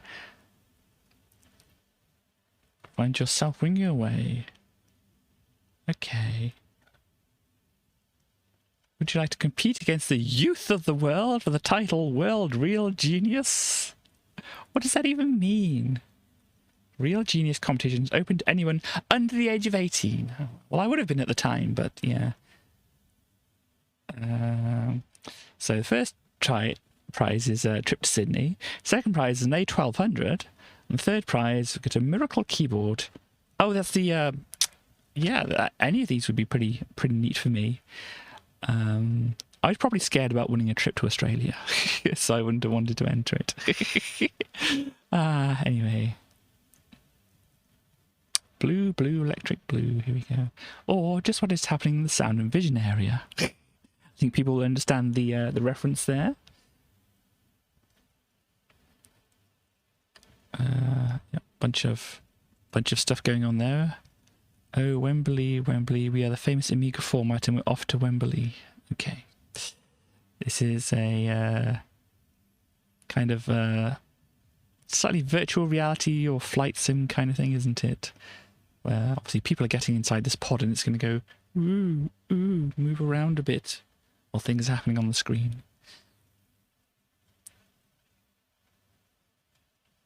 This is what's going on around the place. There's the sound and vision area they're talking about. There's Amiga formats. So it's Amiga Format Live, and they've got just Amiga Format, Amiga Power, and Amiga Shop are all crammed into this tiny thing when they got some other people around. There's Commodore up there taking up a big space, of course. We have, Commodore up there. Commodore's Real Genius Comp. What is it? But what? I don't understand what the actual competition is. I suppose you'd have to go there to find out. But yeah, you got EA there. We have Gremlin there with the makers of Zool, which is creating their latest and greatest games. Their new game, Little Devil. Yes, we saw something about that. It seemed interesting. Rambo Laser Force. A lot of people selling things, I think, around here. Got HiSoft Microprose, PD Soft, yeah. Virgin Games down here. So yeah, there you go. See what the A24. Did they actually call it that? On March 24th, the maiden headquarters, Commodore put an end to all the speculation about a new Amiga. We have 4000 with a Motorola 68030 processor, or 68030. It's difficult to say those numbers, really, isn't it? So have they called it at 24,000, or this is just what they're guessing it's kind of called, or kind of, saying like, the next Xbox or whatever. It's like, this is what they're calling it here because of those kind of things. Goes toaster, help on hand. DMA drop Amiga. Responsible for Lemmings 2. Say hello and then wave goodbye. They're quitting the Amiga programming because of piracy. Obviously, they went on to do Grand Theft Auto. Releasing it on the PC because, of course, you can't pirate programs on the PC. Not produce any more original Amiga games after June. The level of piracy on the Amiga is too high. No original Amiga software is planned. Amiga hardware sales are growing rapidly and software sales falling. So piracy is increasing. Can you really say that? I'd love to see CD take off because that would help a lot.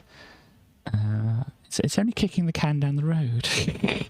We will be producing other Lemmings for the Amiga because most people who play it actually buy it. We will monitor our forthcoming releases, Walker and Hired Guns, carefully. If the situation picks up, we may consider other original projects. We will continue to support the Amiga as long as it is viable. DMA are entitled to their opinions. This is what Signosis is saying. But the situation is the same on other formats. We are investing heavily into CD because it is pirate-proof. Virtually. Oh dear. The news from DMA is proof that if you copy games, you are killing the future of the Amiga as a game machine. No. Commodore is going to be killing the future of the Amiga. But anyway. Let's see. Dutch Hero. What is this? Giga-esque D Hero. Okay. Don't know if I ever saw that. We were never wrong. You may have read in all the other not-so-intelligent computer magazines about an alien ninja ant called Zool, but not here. We never thought he was an ant for two reasons. We read the press releases from publisher Gremlin, who was specific in not stating he was an ant anywhere. And the other reason, he doesn't look like an ant. Ants have 6 legs. Zool has 2 legs and 2 arms. Simple, innit? Watch out for Zool too. It won't have any ants in it. I think they might call it an ant. In fact, is that Steam listing? Does the Steam listing call him an ant? I've just got to find that out now. Once it loads into Steam on here, what's that saying? What are you trying to tell me, Steam? Valve hardware survey. No, thank you. Let's go back and see what it says. I mean, obviously, I know you can't see what's on the screen at the moment, but I'm not showing everything on my... No, why? Type in Zool. You bring up Zool, not whatever that is. Did they call him an ant in here? Let me just see. Adventure, platforming. Ninja the Star. They don't actually call him an ant in the reimagined version, but I don't want to watch all the trailers and things like that to see whether they do actually call him an ant or not. But at least they're not calling him an ant. But yeah, I'm not sure if I've seen anything official calling him an ant or not, but here we go. Amiga scores best year ever. 1992 was a record-breaking year for Commodore, and the Amiga particularly. Yeah, Amiga 600 selling quite well. Amiga 1200 selling well. Yeah. And then, yeah. How about the CD TV there? How is that selling? Is that doing well? They don't seem to mention it. OCR for less, there we go. Future Entertainment Show. Red No Success, so is that... Yeah, got some Chris Evans and Dominic Diamond. There we go, yes, from Games Master. Sorry, I didn't realise him, recognise him there. But yeah, you got Dominic Diamond and Chris Evans. No, playing Sleepwalker. So you think, things are like set up very well for Commodore at the moment. Okay. Creatures. The Acme chainsaw, of course, and then this creature. These are the creatures from Thalamus. Let's see, feeling inspired. Wanted. The world's biggest Amiga fans have persuaded the world's most important Amiga companies to put on the world's best Amiga show. Now all we need is you. So turn up to Amiga Format Live. So May 7th to 9th. So this may not be out in the next issue. They might have the coverage of it in the next issue of their magazine. Depending on when it comes out, we'll be able to see later on in the magazine. The best a word processor can be. I think we've seen this already. Who is this doing what over here? Revel model kits, the ones that were never as well molded as Airfix ones. The company behind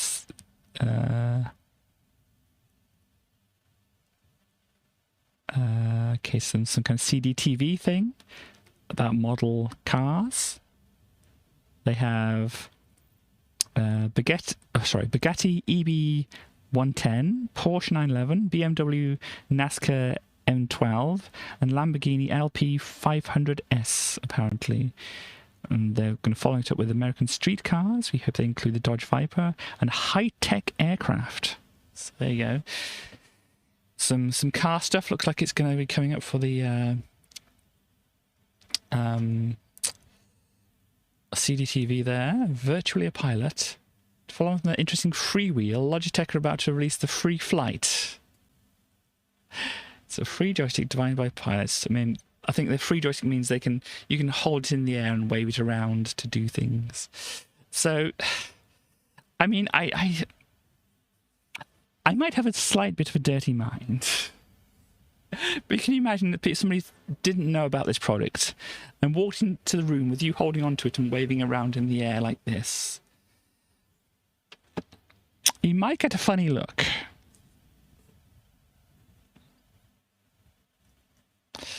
And yeah, they're not helping here with their obvious wording of things here. Amiga pilots will soon be able to get their fists around this proud stick.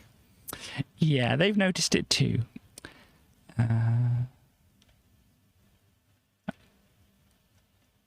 A big print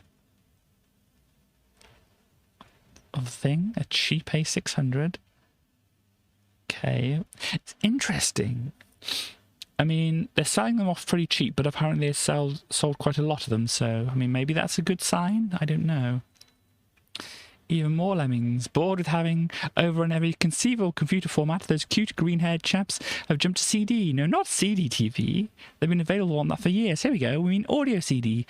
And cassette and vinyl too. Yes, there's a Lemmings record. And it's not bad. Well, I will listen to it later and find out whether it's not bad or not. Rather predictably, it takes the acid dance approach rather than the hardcore or grunge route to chart success. But then what do you expect from a disc produced by KLF Backroom Boys, Nick Kohler and Ian Richardson? If you're going to get down to the record shop and buy this. It's called, rather imaginatively, Lemmings the Record. So there you go. I'd have to listen to that later and see what I think of it. Mindscape's Foul Play, yes. Alfred Chicken. We're going to see Alfred Chicken. One of my brothers bought Alfred Chicken, the game. I don't know why I specified the game, but here we go. Yeah, one of my brothers bought Alfred Chicken. I did see the Super Nintendo version, I think it was, is different in layout from the Amiga version, so there we go. But Alpha Chicken coming up. Kinky Boots Soccer. Ah, dear. Yeah, Gooch. Graham Gooch World Cricket, yes. Oh dear. Looks like good with large sprites instead of tiny characters. That might have been the one that I was playing. I can't remember. I've, tried to blank it out of my head. There you go. This I Am Harry. Life in a children's ward can seem pretty daunting if you're a little one. Why is that a question mark? One pair of dedicated Amiga enthusiasts think they can make that seem much better with the help of Harry. Okay, well, we're not going to focus on one of these pictures here. Yes, who is Harry anyway? Okay, this is Harry the character, I guess, here. Harry has a blood test. So obviously, content warning, blood tests, stuff going on here. The opening screen of Harry's second adventure. He doesn't look very well. Click on Harry's head. He's going, ooh. He's feeling a little under the weather, so click on his head. A doctor comes along to take a sample of Harry's blood from his hand. Click on the doctor's tie. Okay. Visiting the doctor's much better when you can laugh at his tie. There we go. Harry's arm is held still by the nurse, and the doctor takes a very small amount of blood from Harry's hand. The doctors don't mind if you make a noise. Is it a practice to take blood out of people's hands or children's hands? I mean, normally they take it out of my arm. So, I mean, anyhow, we've got the pathology department here. The doctor takes the blood to be tested. Click on the blood sample. And Harry goes home with his mum. The doctor told Harry his body will make new blood in a day or two. It wasn't so bad after all. Didn't even need a plaster. No, that's a different hand, so we don't know if he had a plaster or not. So there we go. Yeah, obviously it was at this point. Yes, there we go. Final Frontier. Is this actually for Frontier Elite 2? Yes, it looks like it is. So Elite 2. I'm gonna have a go at this at some point. Yeah.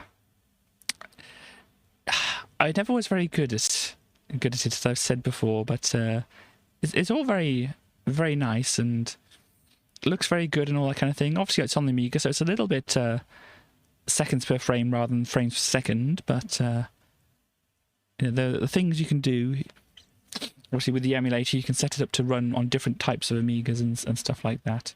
Steam, what are you trying to tell me? There's an update, is there? Okay, well, you can wait for that. No, Steam, go away. You can wait to do an update.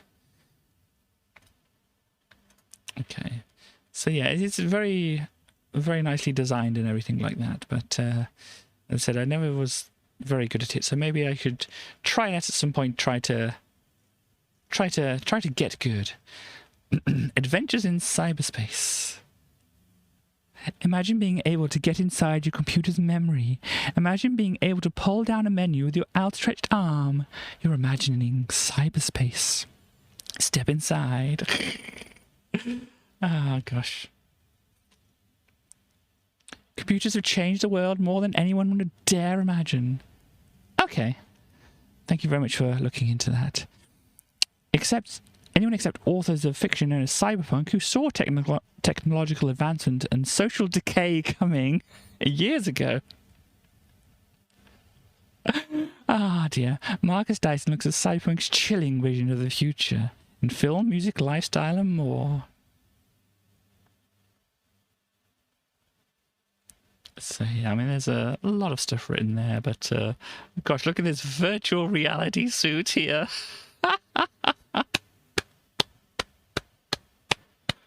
Splendid. I mean, that's a look. I need my hair to be poofed out a bit more and some fancy shades in is it leather or PVC? I don't know. Anyhow,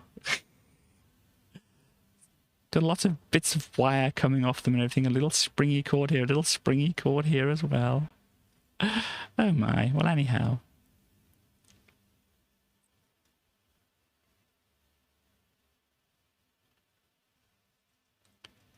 Yeah, I haven't quite got there yet.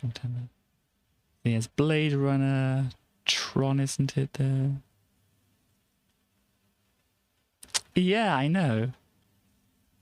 Look at those heels there. And yep, another Tron. Reading Matters. We have Neuromancer. A bunch of other ones from William Gibson. Bruce Sterling. Wired. Not the UK-based music magazine, but the American magazine. Okay. Approaching Zero. Files. Oh gosh. Oh no, everybody. We have cyberpunk slang at a glance. Oh gosh. A console. A way of describing your computer. In this context, the term does not refer to Sega or Nintendo machines. They've actually said Sega and Nintendo in their magazine. I'm surprised. Neither of which can be any use at all for jacking into cyberspace. Cracking, using coding skills to break the protection of a database or software to enable you to get access to the data or copy the program. Cyberpunk, technological reactionaries who believe in the hacker ethic that information wants to be free. Cyberpunks see technology as a way to gain access to the information that is the basis of power. Networks open up the power to the centralist elites, to anyone with an Amiga and a modem. A good deal of ingenuity and patience. Cyberpunk is also the term of fiction of William Gibson and those who followed after him. It is our fiction built on the technology of your Amiga and the sociology of our present times. It is the first form of culture to embrace and worship the technology that is an intrinsic part of our everyday lives. Cyberspace, the fictional name for the virtual reality world which exists in the networks of all linked computer systems worldwide. Cyberspace's real-world analog is WorldNet. They are one in the same thing. Oh gosh, yes, this is before, the internet as a phrase and a concept was really, solidified in people's heads. So WorldNet instead we get.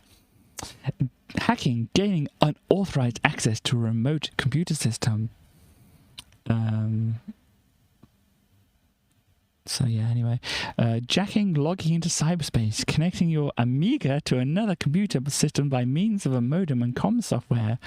Microsoft's, what? Microsoft. I suppose this is maybe in the books or something. It might say this kind of thing, but software implants on a microchip. Modem, short for modulator, demodulator, a device that enables computers to talk to one another via the telephone network. Freaking! Gaining telephone services free. And virtual reality, a three-dimensional environment created within the computer, which it is possible to jack into. Oh dear. And interact with in the same way that one interacts with the real world, or at least very similar ways. Virtual reality is the graphical user interface of cyberspace. We're not there yet. We're not there yet. Anyhow. Data crime. Data crime. Oh gosh. I call this crime. Until 1985, Scotland Yard's computer crime unit consisted of just one officer. There we go. Pre-90, hacking wasn't illegal. In charge with criminal damage instead. Okay. The moral is, if you must hack, tread lightly. If hackers really do want to present themselves as techno-anarchists, they must remember that anarchy calls for decentralization of authority without getting in anyone else's face, much less causing death or injury. So there we go. Cyberpunk fashion here. How about this for cyberpunk fashion? What do you think? It's a pretty good top here.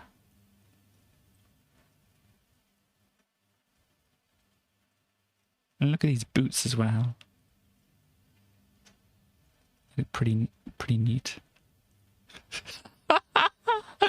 Being a cyberpunk isn't just about owning a modem and seeing Blade Runner 20 times. You can make a fashion statement too. Gosh. But yes, cyber games. Cyberpunk's direct relation to computers. It's not surprising there are several Amiga games with cyber references. We have Cyber Race by Cyber Dreams. We have Cyberspace.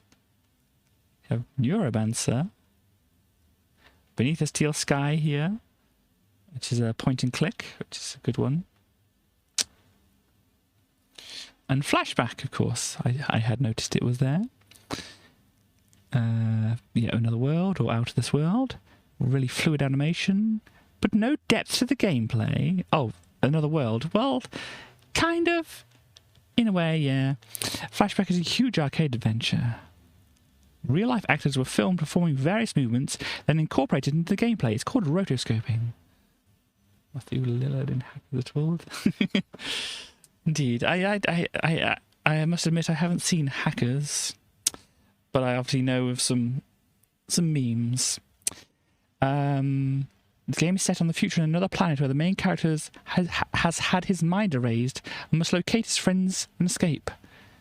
Pop borrows some ideas from films like Total Recall and Terminator. In fact, a lot of Arnold S. movies. They just didn't want to spell it, did they? Fashion from Hackers. Okay, let's see. See if we can type it in here and if Bing is going to help us here. Fashion from Hackers. Now let's see here. Is this it? If so, these are quite some looks right here.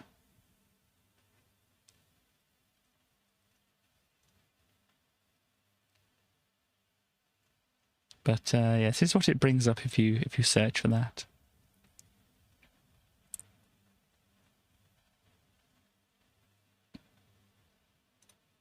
It's a very good coat and things. Ah, there we go. Matthew Lillard, there we go.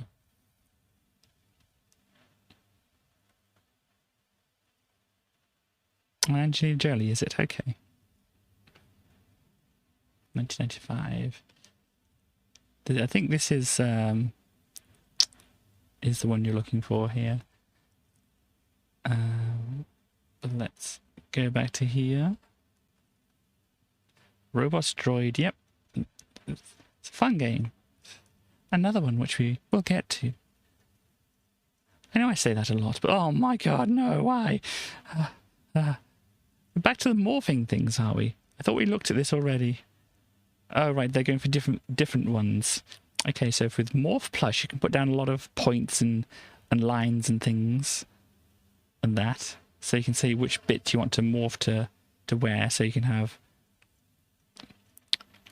Lion Girl here flowing a little more naturally in here. And Cinemorph, why? That's it's still got the points and lines and things all over it. So, okay, we got them turning.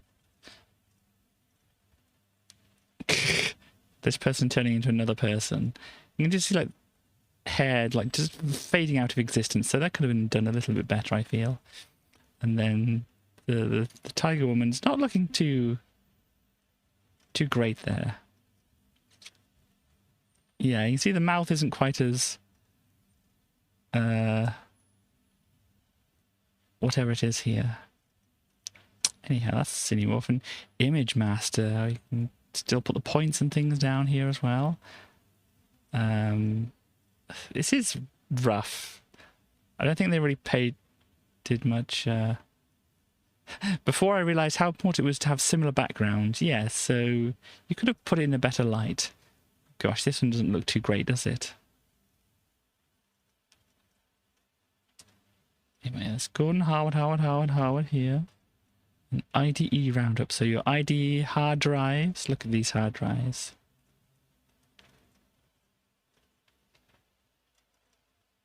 Between 20 and 170 megabytes, excuse me.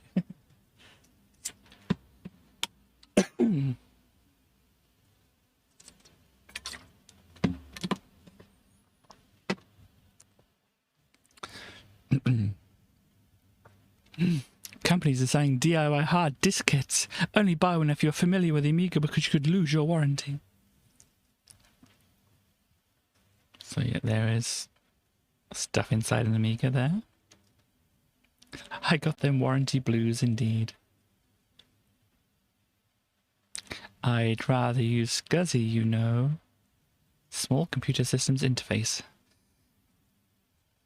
And yeah, so size in megabytes, I think this was. Yeah, each of micros here, only got a couple of different variations. Look, Gordon Harwood, got some here as well. Yeah, not too interesting looking at that, but there we go. Roll your own. Take your Amiga apart. With 3 screws from the front and the 1 screw in the right hand lift at the top. I think I did obviously try to take my my Amiga apart to get to the hard drive to see if I could get it to work and whatever. So I think I did remove.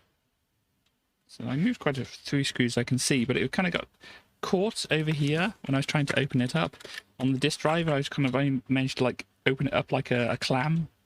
Like this, but I managed to get the hard drive out of it that way.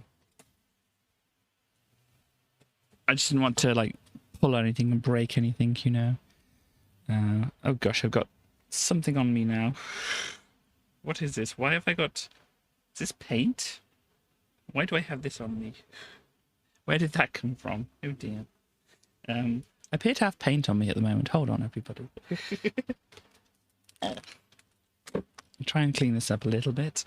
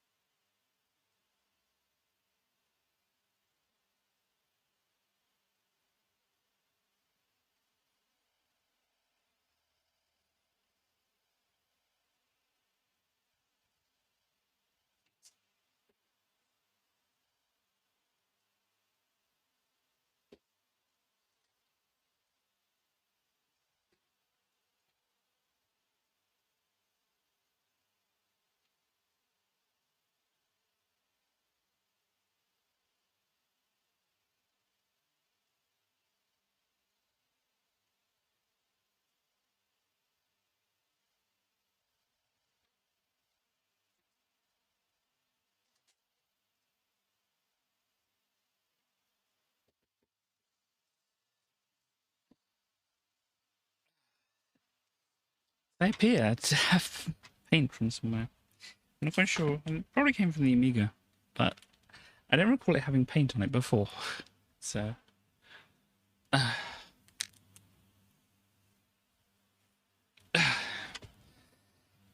was unusual. I don't think I've got any on me. Well, I got it on me rather than on my clothes. I think that's what I was trying to say there. But yeah, so now that we've had that little distraction, so yeah, open it up, take the disc out. Yeah, I got a little kind of little metal tray thing. I don't know where it is at the moment. But yeah, put it in, and then you can do a format and things of it. Neat. History line 1914 to 1918. Gosh, I wonder what happened around then. Let's see. Hang on. We serve. Oh look, we're finally getting the Flying Fortress game. Having a review here. And Lemmings 2, of course. Body Blows. Son of Chuck. 1860. Whatever this says. 1869. That's it. I was having trouble with numbers then for some reason. Anyhow, Lemmings 2. A game that I owned. This is the original, I think, here. And then the follow-up is a little more like this. So you've got a flamethrower person here. You did see a demo of this, so you kind of got an idea what's going on. You can make the people build straight across. Oh yeah, you can fill things up with sand. It's quite a lot of interesting other little things you can do. A tractor, yeah, they play music. This person can kayak across water. This one can do fencing, so basically like the mining or bashing, but they kind of go upwards slightly. It's showing here. Oh gosh. Super Lemming will fly like a bird to the cursor. Unless he hits any land, it'll turn back into Clark Lem. Ha ha ha ha ha. Roper, so you got the grappling hook, so you'll be able to walk over it. And rock climbers can stay on vertical surfaces, but they can also get around overhangs of less than 45 degrees. So yeah, they're a little bit better than the original climbers. So this is pretty good artwork here. You got the Lemming Sphinx. You have a feather and a heart being weighed up here. I don't know if that's a reference to anything or whatever, but I mean, it's likely to be a reference to something, but I don't know what. Yeah, you're doing a bit of a stomp there. Oh, there's Cyberlems. And, oh gosh, Spooky Moon Lemmings.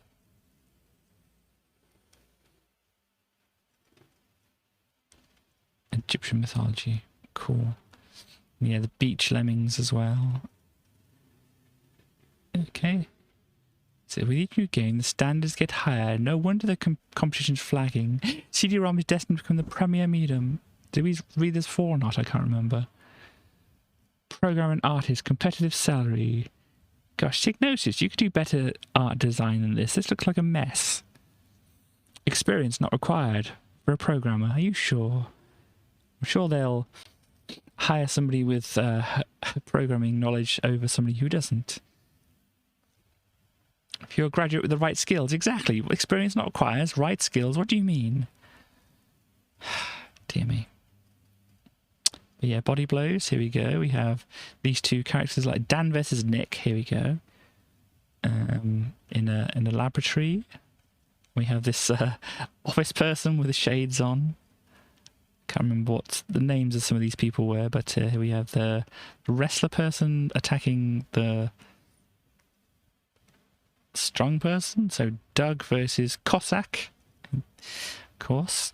And here we have a boxer and a gymnast person, Junior and Maria. There.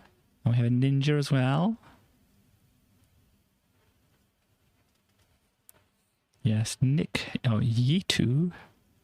guy has only 2 special moves. One of them is probably the most effective. Speed of light causes him to advance on his opponent speedily, leaving a blur behind him. Once he started, it's difficult to stop him. Even jumping out of the way is nigh on impossible.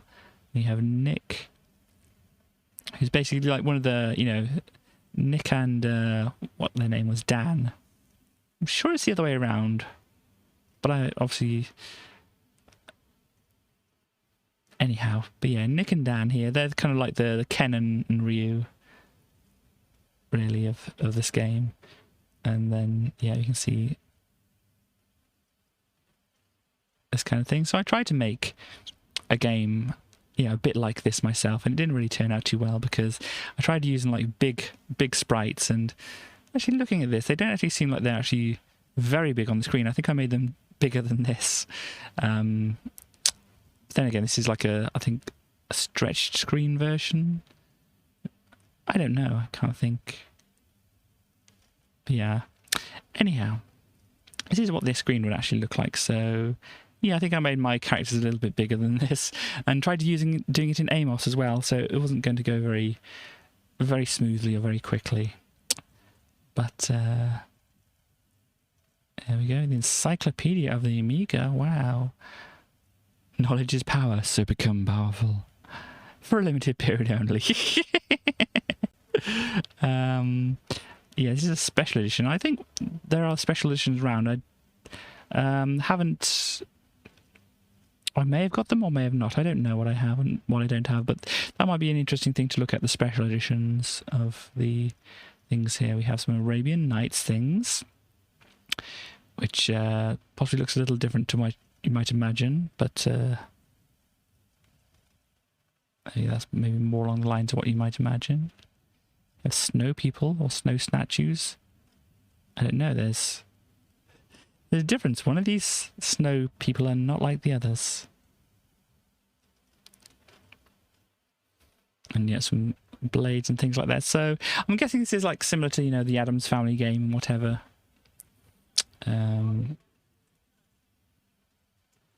Yeah, think along those kind of lines, I think. The best things in life are £3.50. Very good, Amiga Format. Well done. Oh, Desert Strike, of course. Because, yeah, I mean, it's an interesting game and whatever, but of course it is themed around Gulf War and such like that, so I think I'll have like a play of it, but obviously we'll try to, you know, focus on the game rather than any story they try to do. Anyway, rock hard. Games Master is tough. Games Master can handle itself in a fight. So if you're looking for trouble, you've got it. The latest edition is packed with previews, reviews, tips and news, and more humour than you'll find in all the other mags put together. There are astonishingly well-written reviews of Lemmings 2, Starwing, Super Tiny Toons, Sunset Riders, Terminator 2 and gallons more. You can also enter loads of exciting competitions with massive prizes and even the odd challenge.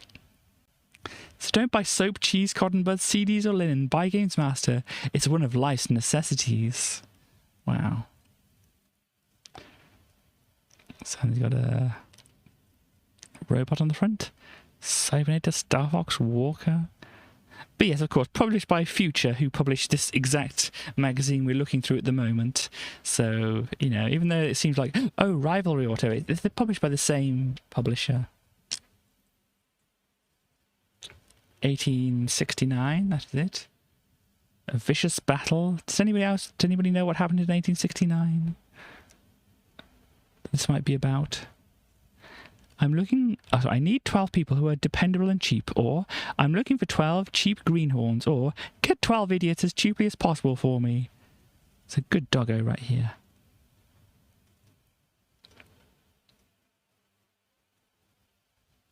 And the pub's called the Old Sailor. Let's see, the game takes its title from the year the Suez Canal was opened. Here we go. So this is what this is about. You and 3 other players as traders starting off in the year 1854, which is... God, what's the name of the thing again? Before this opens, so about 15 years, is that opens, I think it is. The idea is to build a successful fleet of ships, open warehouses around the globe, and prey off both the new empires of developing worlds and the raw material providers of the third. Wow. Guess who gets the rawer deals, indeed. It's not as if they could have set the game in this century now, is it? Where third world countries aren't being exploited, of course. Of course, no. No third world countries are being exploited in the 90s or now. Gosh, anyhow. Different shipwrights build different vessels. British use iron, Americans go for wood. See, how do you feel about that? Chaos if you're around. We build our ships out of iron. Means they're tougher. Dyson's return. B-17 Flying Fortress.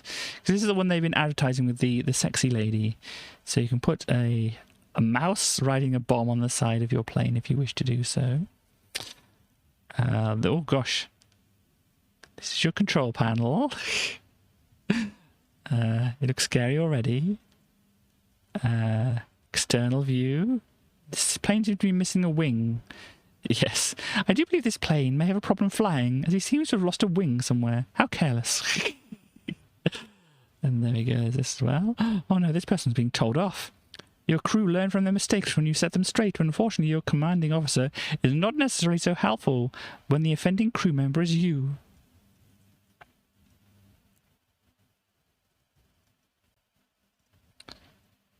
Wow. But yeah, so this lady seems to only appear on the loading screen. Maybe the box.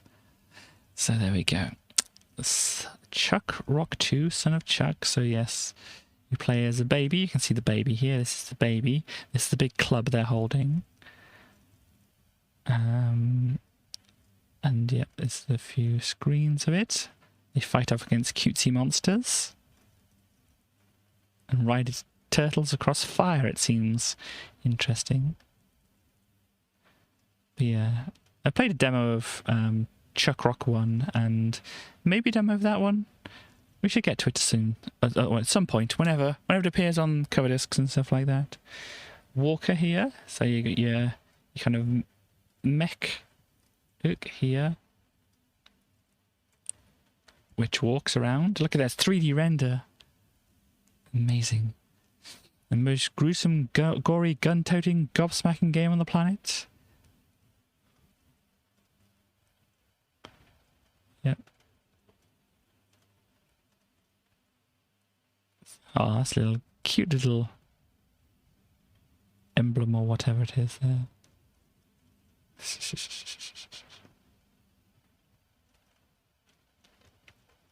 So we have here a good title, Violence is Golden.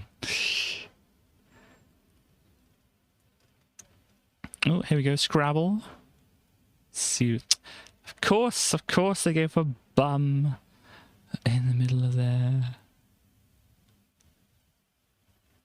I never bay woo. Oh, of course, yeah, woo. It's not like woo. It's anyhow. Is it sto do ow do taxi EA or I'm guessing there's actually a word here. Air chain metal spy. Yeah, new and you. Okay. Okay. Interesting. So we guess basically Scrabble. Sure, people know Scrabble. What did they give it? 84%. Okay. Let's have a check and see what they say in this short thing. Easy to use with no annoying delays. If anything, it can be too quick. 12 difficult settings from novice to Scrabble master. Plenty of options so you can configure the game to your heart's content. Enormous 134,000 word dictionary. That does sound like a lot of words. Great conversion of the classic board games by US Gold. Oh, there it is. So it looks like they did a good job there then. Cheap and cheerful. Oh, I've got a Nightmare. So the budget game things now. They've got Nightmare on here. Still giving 85%, so that's not bad. Legend, 88. Moonstone? I don't think we saw that come up the first time, did we? I don't know. Stormmaster. I say the greatest. Dune, Law of the Temptress, and Jimmy White Snooker cannot be run on an A1200.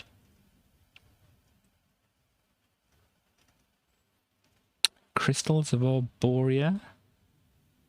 Okay, not previously reviewed. There we go. Trivial Pursuits.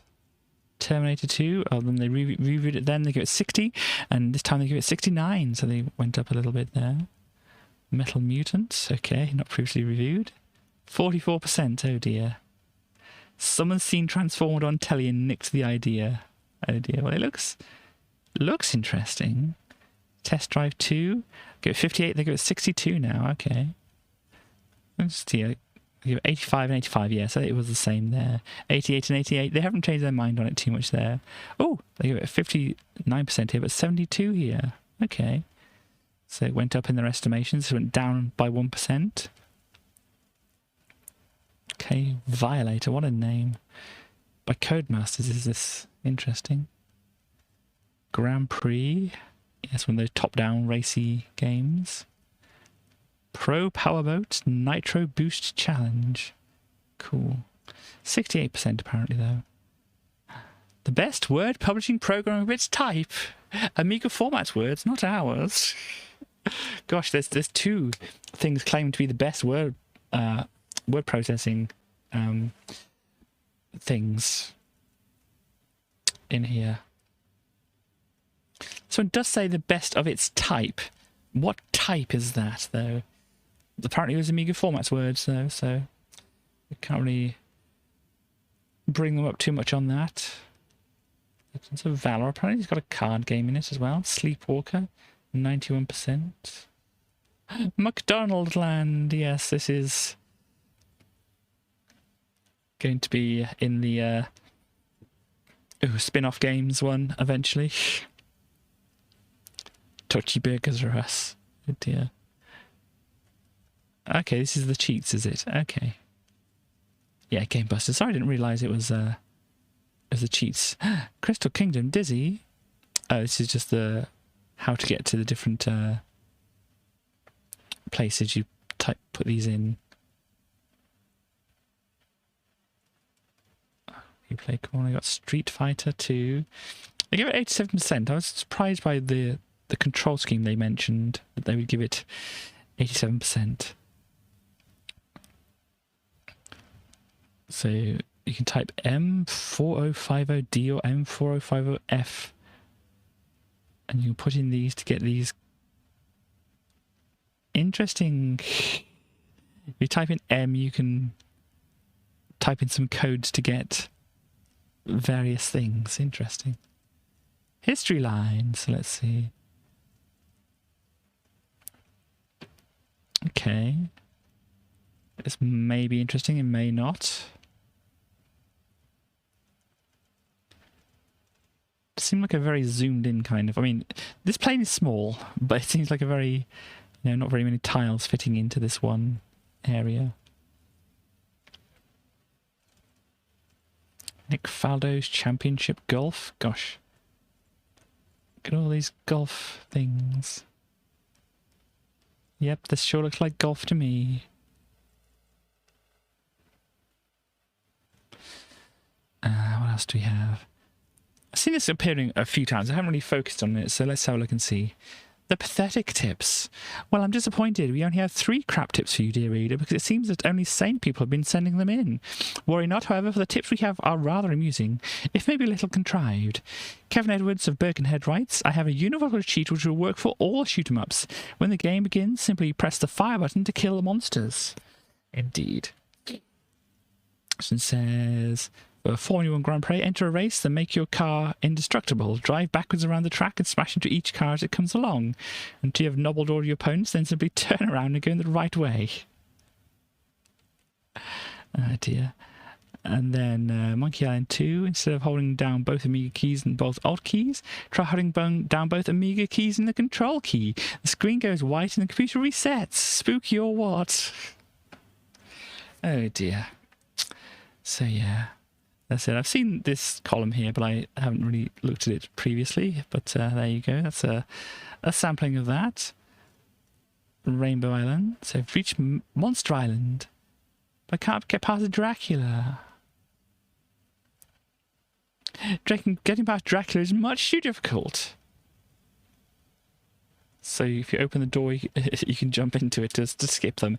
It's not really that difficult. If you got like the fast triple rainbows, it's not that difficult. I got Arkanoid 2 apparently. You can type in Peter Johnson wants to cheat, or Magenta, or Robo Copper. Good cheats. What else do we have? Gosh, what's Soccer Kid doing that's offensive today? Who owns the green car outside? It is mine. Your meter ran out, so I must give you a parking ticket. That is the third one this week. Cool, I thought only the English kick their penalties over the bar. Well, there you go. That's a bit of a joke for you. Oh dear. So Amos, Bug Hunt. Wow. It was awful, yes. Created using dpaint 4, the graphics here. The text was anti-aliased by hand. Oh my. A single butthole was created. The same one was stamped across the screen. Yeah. So yeah, this is how to make some kind of bug blasting game. So you've got the title, the sprites and sounds all packed away, so you have to unpack with this utility, I think, and then, oh no, that's, okay, it works somehow. You hide the cursor, of course, and then here's a listing if you want to type it out. So, yeah.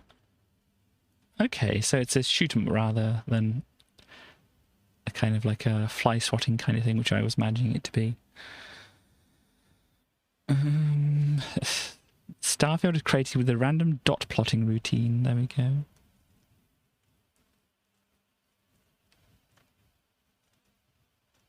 Look! An unofficial Zool. Zool Swap. Oh, Zool S. What are they saying here? Amazing offer available. Includes Zool Striker, Pinball Dreams, and Transrite. It's the same one. it's the same one they had before. What is this Zool S/Wares? Zool Software Pack? Gosh, anyway.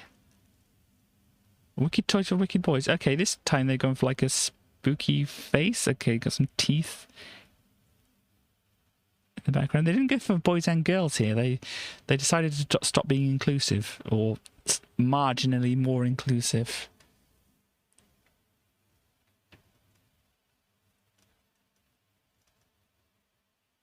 There we go. Ubisoft, let's get serious. Typography, education, ray tracing. Some of this might be interesting. Professional page 4, so another word processing or desktop publishing thing there. Kid pics! It's kid pics, everybody! Look!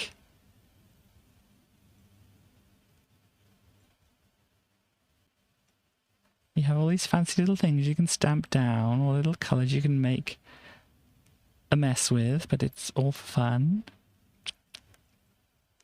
Here's one I made earlier. Yep, these all look... Wow, look at this one. Oh gosh, that's going to hurt my eyes if I zoom in. I'm not going to do that. Yep, 90%. We'll need virtually no parental supervision. And the kids can't spill paint on the shag pile. Okay. So there you go. Oh, where are we? What happened with the magazine? What happened? Where are we? Why are we down here? Oh dear. Why does Edge sometimes just want to do this kind of thing? Anyway, there's KidFix. So look at this good Froggo. It's a good Froggo, and it's got some other animals down here. But yeah, KidPix, we gotta have a look at that sometime, I think. Typesmith, you can make fonts. Yeah, designing your own outline fonts. What do they call them? Like True Type, isn't it? On like in modern days and whatever. Oh, drink water. Sorry, I didn't notice the drink water, but I should do a drink of water. Thank you very much, West. Oh, okay, went away. That's good. I don't know if there's another one under there, but there's only the one.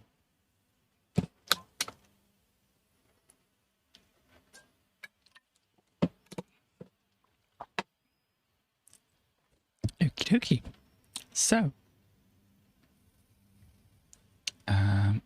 bargains. Oh, win a trip to Australia and a chance to win an A4000. Credit card hotline. Tickets. Oh, is this the same? Oh, because I thought it was a competition, but then it is a competition, but it's the one you have to go and be under 18 to win. And okay, fine. Now I'm understanding it. Coombe Valley Educational Software. This is the Fractional Goblins. Here we go. Fraction Goblins. Look at this good goblin here.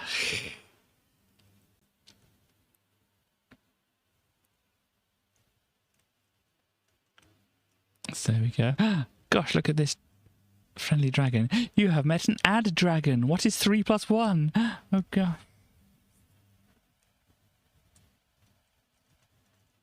And, oh, one of the mazes has to be fathomed in Coombe Valley's cave maze. So here we go.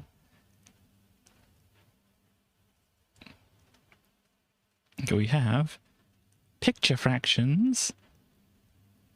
Fractions in terms of cake. Wow. And the fraction goblins, which we saw.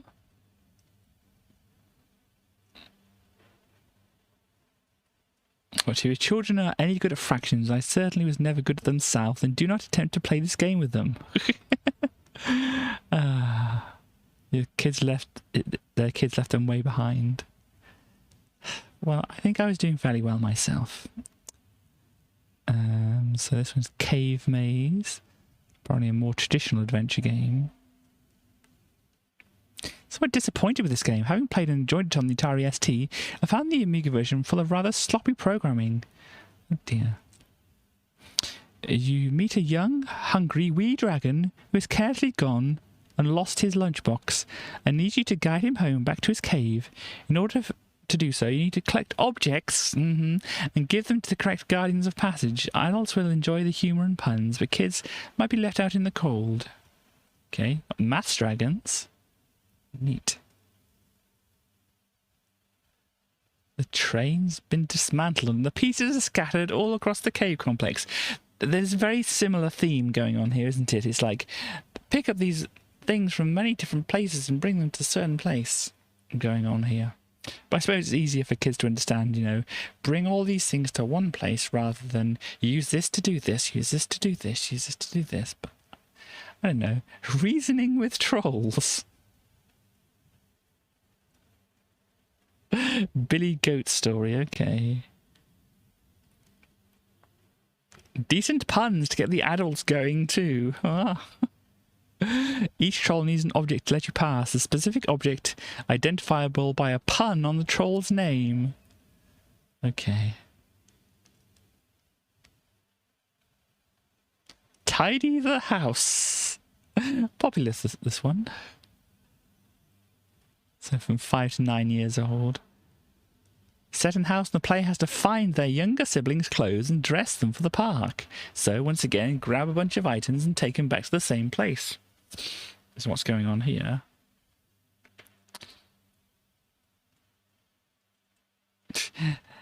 Make the kids tidy up the toys and acquire a sense of responsibility.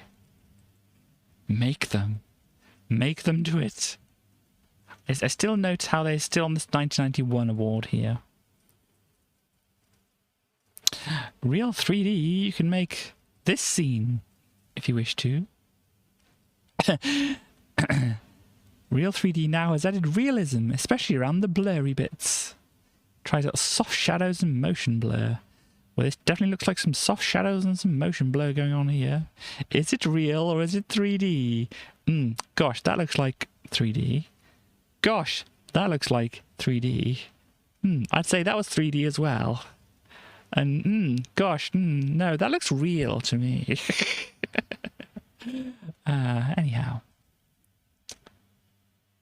But yeah, fractal landscapes, I guess, here. Texture mapping. Is it texture mapping? Kind of, I suppose. Atmospheric effects. You got some glow around things as well, and smooth shadows. Yeah. All looks very nice. Bars and pipes, so yeah, another music thing over here. Swirly. What is a swirly? The kick and snare on here. And you have a swirly and the bass going here. Swirly looks like it's an instrument of some kind. Okay, interesting. Oh, here's your mixer. Oh gosh, these knobs look a bit wonky. But yeah, he's got one art touch and whatever, so he's got MIDI going into this as well, does it? I mean, that it goes to 127 on here, looks like it's probably going to be like MIDI controls and things as well. There we go. DOS Lab.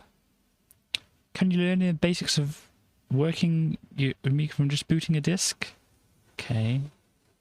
Just teaches you how to use the command line interface. Vista Pro. Oh, this looks fancy.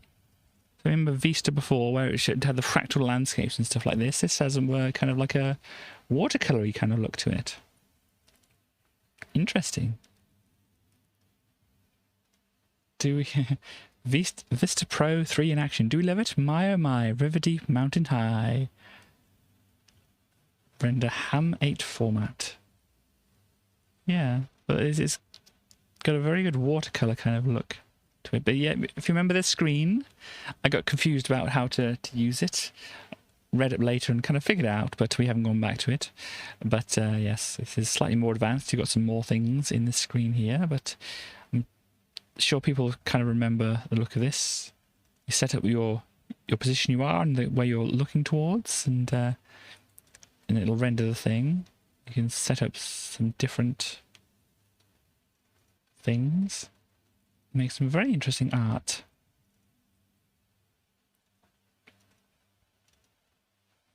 Mac format. Yeah, we saw them. This is the same thing. This has got the Lemmings on the coverdisk. Yeah, same thing there. Where are we? Or when are we? Good on time, I think, here. But let's see. Anything else catching the eye around here? Got the back issues and things. PD. Let's see what I got for the PD today. Virus. It's not a virus from these boot block things. So it's to try to test viruses and kill viruses. Yep. LSD legal tools disk. Okay. Have fun and all that. Conversion program. Okay. Okay, so some kind of conversion thing going on here. Amiga E. I think this is a programming thing. Yeah. Procedural higher programming language. Whatever that means, yes. I think probably high-level procedural programming language is what you want to say there, but obviously they don't understand it themselves. But yes, influenced by C and is similar in structure. Wouter van Mersen. I think this was like on a cover disc at some point as well. But yeah, it's interesting. Doesn't have it looks kind of like basic a bit as well. If and end if and stuff like that. It doesn't have the colons at the end and stuff like that. I don't know if you need the indentation. If you do, then it's a bit like Python as well. The education pack. Locations. Okay. Gross national product of Bosnia. Of course, I've always wanted to know about that. Some other things. Bomb Jackie. It's obviously a bomb jack clone. Hello, I am Metal Bloke and I collect bombs. And yeah. Not too bad. I mean, it kind of looks a bit like a game we played. Was it a Dizzy game that we played, or was it another game we played, which was very similar to this? So I think is based on the same kind of idea. I don't know. What is this? Look at this. Look out for the CLR logo. It's a Hydra or something. Oh, very good. What else do we have here? Dart machine. Yeah. How we played darts on the Amiga. Upstream. Okay, what is this? Disc mag. Okay.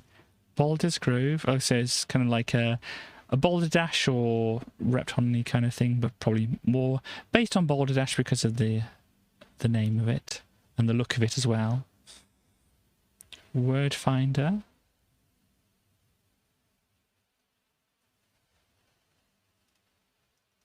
So there we are.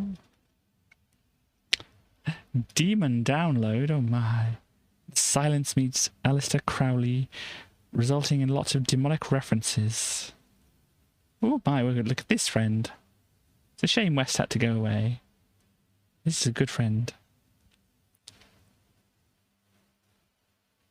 Another boring year. What? There's some kind of like animation thing. Oh. Some animation thing here as well. Okay, it's a can of something spraying around. Interesting.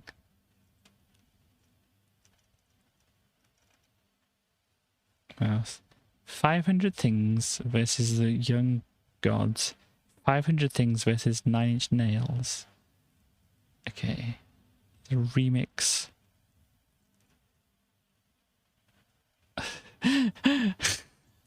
9 Inch Nails are an American industrial band. This visual suits them down to the ground. Yeah, kind of. Absolute inebriation. Okay. What's this? Savings said. Oh, it says fans of Gary Larson will like this. This one actually credits them as an animation. Based on the Larson animation using the recent advert for National Savings Certificates. Okay. I didn't know if he did commercial things, but apparently there we go. But there we go, a frog eating a thing. Butterfly, that would be it. Yep, some other things over here. Let's have a look. Ooh, that's a good house. What else do we have? Amiga Shopper. Get into wordplay. Must 10 pages devoted to reviewing and comparing 9 of the top word processor packaging. Indeed, this is Flintstones, right? They're getting this from. There we go. Answer file. What things? I've noticed that some games have install programs to enable them to be installed on a hard drive. What about a game like Street Fighter 2? Can these games be put onto a hard drive, or would this be breaking copyright laws? No, they can be put onto a hard disk. A good rule of thumb to follow is, if you can look at a disk through Workbench and see drawers, files and so on, then usually it will go onto a hard disk. If it's reported as non-DOS disk, you can't examine it, then it won't. As for the copyright laws, I understand that the medium used to store programs, floppy disks, hard disk or PCMCIA disks, isn't the issue so long as they're all plugged into the same system. Copyright is only challenged when you use one program on more than one computer. So there you go.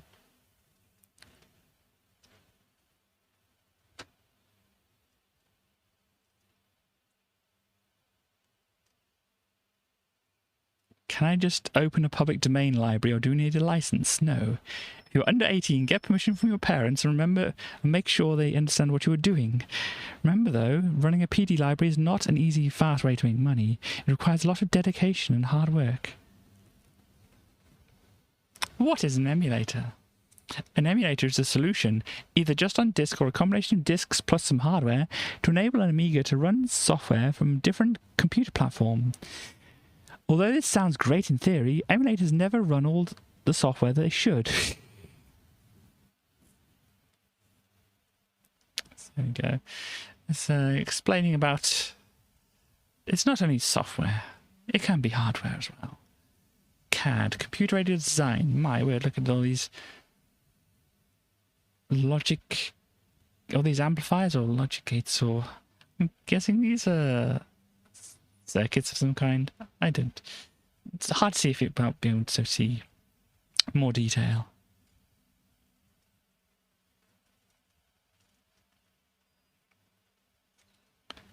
Let us CDTV. Are CDTV owners something of an oddity? I've recently returned from Wembley's International Computer Show very disappointed. After travelling all those miles, wallet in hand, thinking, now I'll get to buy lots of exciting CD software. Not only was there no decent software there, but when I inquired at one of the stalls, I was stunned to hear the retort, CDTV, I never realised that anyone had one. Okay, so CDTV is still under development. Oh dear. But are we always going to be treated like creatures from the Black Box Lagoon? CDTV owners are somewhat of an oddity, not meaning to be offensive, but it's hardly your average machine, is it? Oh dear. Apart from being the world's first CD home multimedia unit, it can also run some, but not all, of the Amiga's vast collection of software. Despite this and its undeniably attractive black appearance, it has failed to take the home computer market by storm. Never fear though, we are sure the Big C are working on CDTV too, so that thing you bought is a load of junk, really, to be honest. Ah, dear. So yeah, I didn't go... Oh, we got some pictures and things here. What do they got here? Smarty. Not sure what's going on here, but it's very interesting looking. Oh gosh. Any which way. What the heck? Why does it have a dictionary definition of eternity here? Interesting. Oh, look.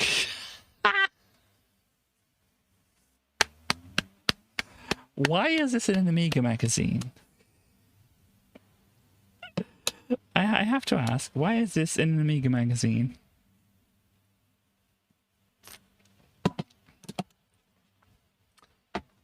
Do you think they sent it to the wrong place? Do you think they published it in the wrong magazine? It is amazing, yes. Dogfight, this is pretty cool looking as well. This is Eclipse.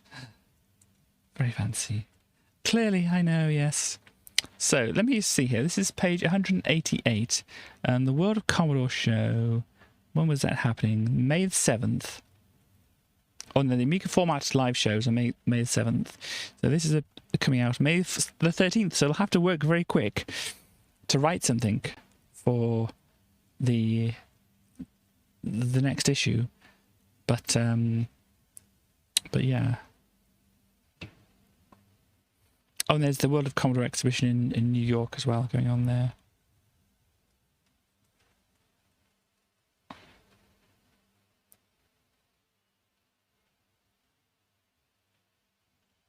See if there's anything else interesting. Okay, spot the shot. Okay, that wasn't what I was expecting at all. I remember there being the balloon there and that. And this is apparently part of Trolls. Definitely not what I expected. And this, oh wow.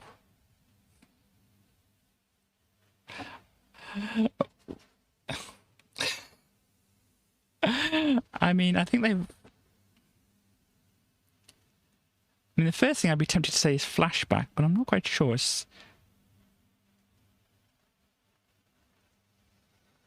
I don't know. What's this? Game Busters Hotline. Get some hints and tips. Oh, this is their weird thing, isn't it? So the tab, clear.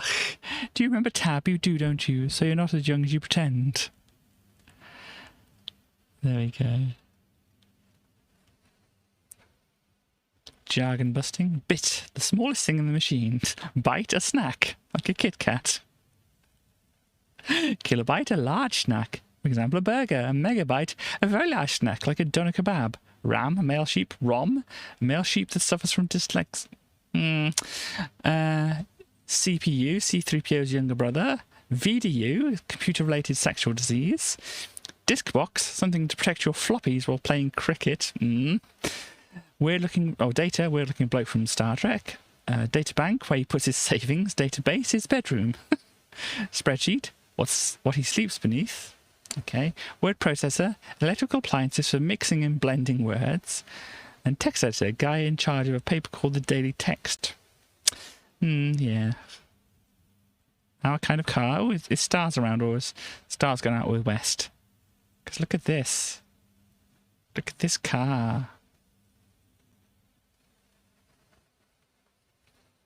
What does it say about this? Renault Raccoon. Okay. Well, you'll have to show her this car. It's a Renault Raccoon. She may already know of it. A 262 horsepower Safrane V6 turbo engine. It's a concept car, of course. We have 2 words for Renault. Build it. Indeed. This person has elastic bands on their face for whatever reason. Virus alert. Oh, right. Yeah, these are not real viruses.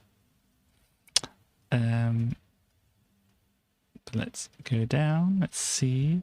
This is the end of it. So there we go. So yeah, I did say there was a thing. What?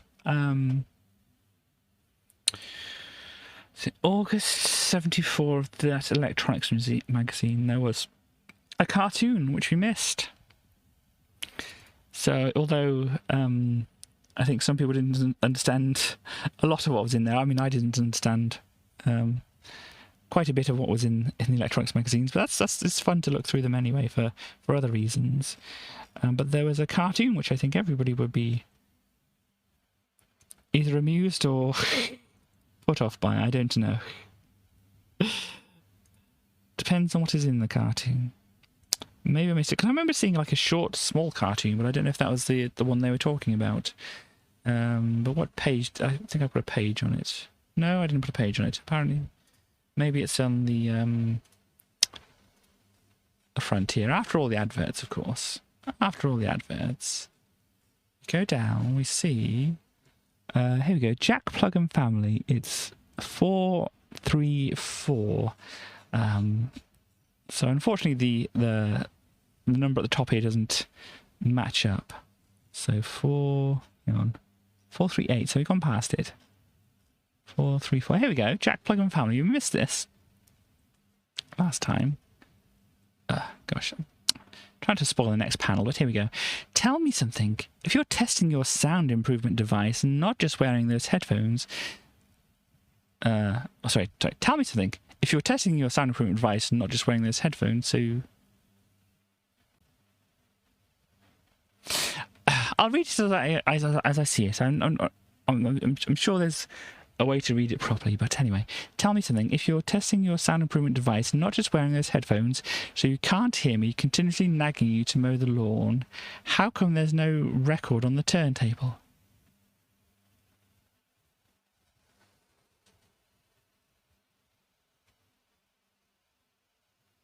I didn't think the grammar's kind of working out there, but anyhow.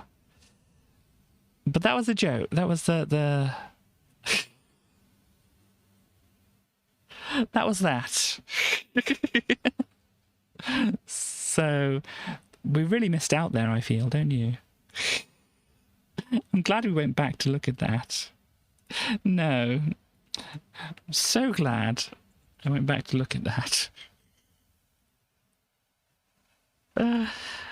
Gosh. Anyhow, what I can do is I can look for another excuse me, another magazine that we can look at. I can look at some of these Amiga Power ones, which we haven't caught up with the recent Amiga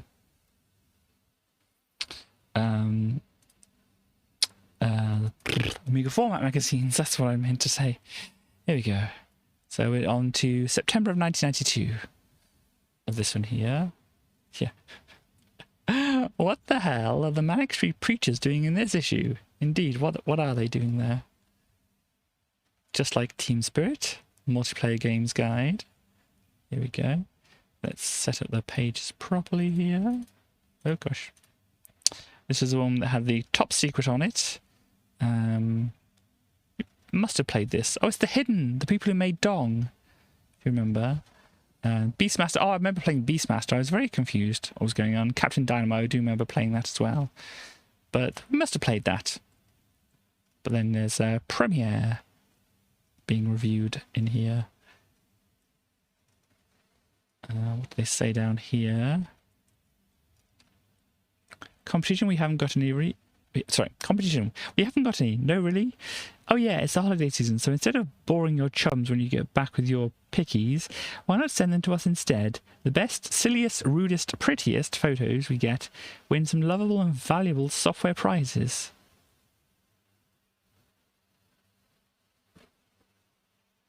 Well, there we go.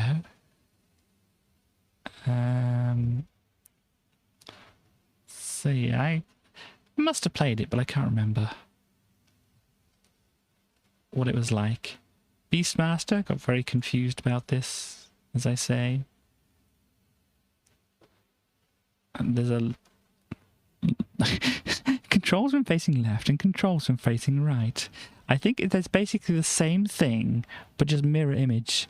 So they didn't really need to put both of these in here, I feel. But here we go. That's the Curse of Enchantia thing, which apparently was very high on the special reserve thing. The show goes on. What's this? Relax, I'm not about to bore you with the kind of editor's opinion piece you find in most magazines. I just quickly want to welcome you to this issue and point you over the page there where you can find out about what promises to be the year's most exciting computer event, the Future Entertainment Show. Okay. Look at that shirt as well. They got a side shave too. Look at that shirt. Pretty nice shirt. FMG. Amiga Repair Agency, FMG, okay. Yeah, this is top PC manufacturers Wang, who already taken over, yeah. And they didn't do such a great job themselves either, I think. That was the thing I read. Can't remember. Oh look, the CDTV. Is this a new beginning? There you go. Oh look, here we go, another one. Smarter than the average hedgehog. You've got Tearaway Thomas here now. What?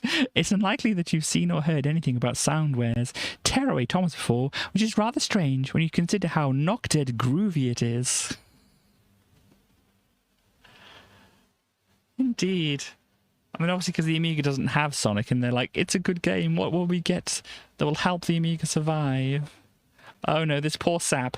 This poor sap has bought a CDTV. Poor person. Oh, this is a rather tall person here as well. I've noticed. But this poor person has bought themselves a CD TV. Indeed. What a shame. What a shame. What? Sonic versus Mario versus Silly Putty. Sounds like one hell of a battle. With Silly Putty, we're really aiming to give Amiga owners their own game mascot. Oh.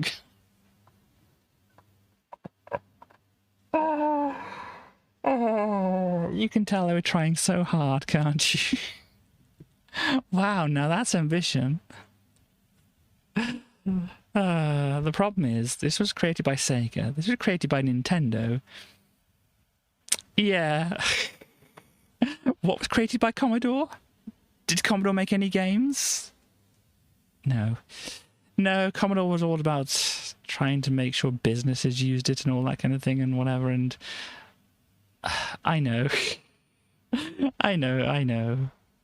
So, speed, Sonic, hot to trot. There's no doubt about it. Sonic is fast. Mario, average for a middle-aged mustachioed games freak. Wow. Silly Putty, slow but sure. Slow to get there and sure to leave a gooey mess. Okay. Lovability, real cute appeal. A touch smarmy, perhaps. Perhaps. Lovability, Mario, none whatsoever. He's too old and ugly. Wow.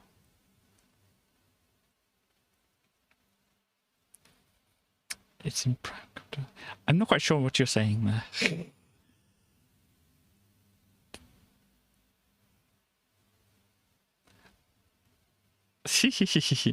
There's something irresistible about an amorphous blob of goo, indeed. So I'm trying to understand what your comments. Commodore was poised to be the standard. Sorry that I'm not understanding things. It's probably me. Bounceability, far and fast, fair to middling, and very controllable indeed. Clingability, none, sticks like a very, very sticky thing. Malleability, can curl into a ball, none, I don't know. If he wears different hats, or a certain hat, then he's definitely malleable, but that's obviously not a game that was out at this point. Squidgier than a bar of chocolate on a hot day, indeed. Cookability, no, why? Why did you eat, what? Special ability, super speed and spike protection.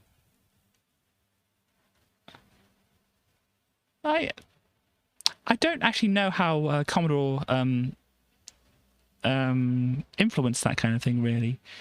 I mean, I know that obviously the C64 was like a bigger thing and whatever, and I suppose, was it the PET and things like that possibly had some influence over some things and whatever. But they definitely were struggling with the Amiga, as can be seen by their bankruptcy during the Amiga era. So there you go.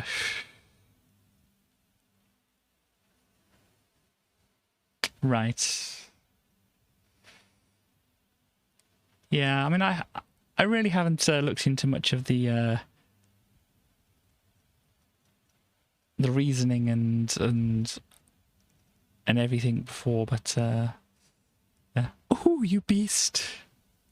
Yeah, I said especially like the C64 and such.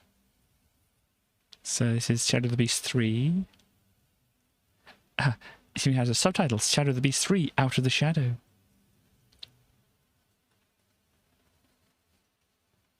Okay. I like the little vials of trans potion or whatever they are over here. They're very good. This is a good friend as well. The beast from the first game. I think this is the beast from the first game. I'm not quite sure. But they're now more human and wearing a hat and trousers or leggings or something. Yeah, this is Bonk's Adventure or BC Kid. Here we go. Amiga conversion of the popular PC Engine game PC Kid, also known, it says here, as Bonk, to be called for no immediate apparent reason BC Kid.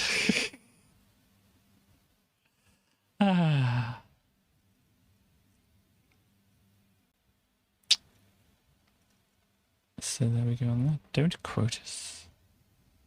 I don't know. I'm slightly weird about what they're going to. Just why are there so many CDTV t-shirts on the streets of Britain? Surely they can't all own CDTV machines. And why do Commodore employees never seem to wear them? We should be told. Okay.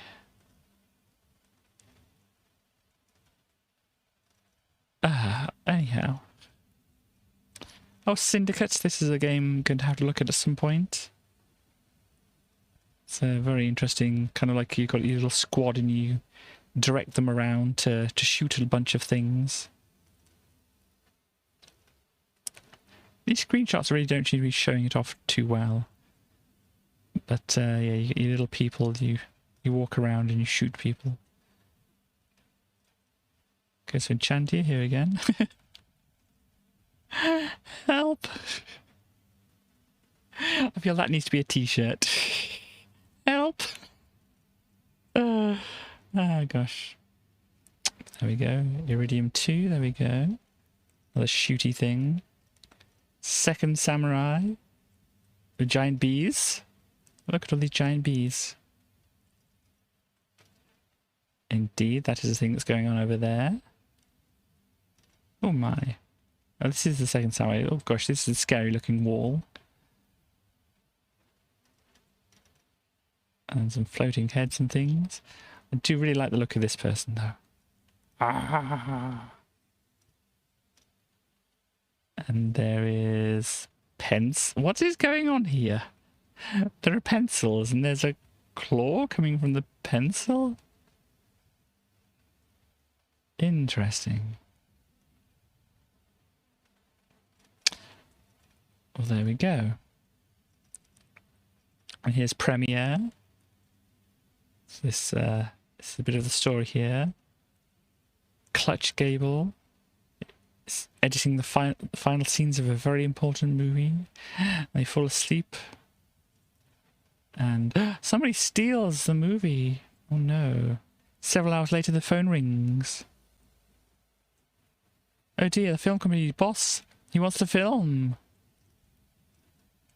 Ah. The film isn't there. Can you retrieve the film canisters by going through various movie sets and fighting against people or whatever? I don't know what exactly is going on here. But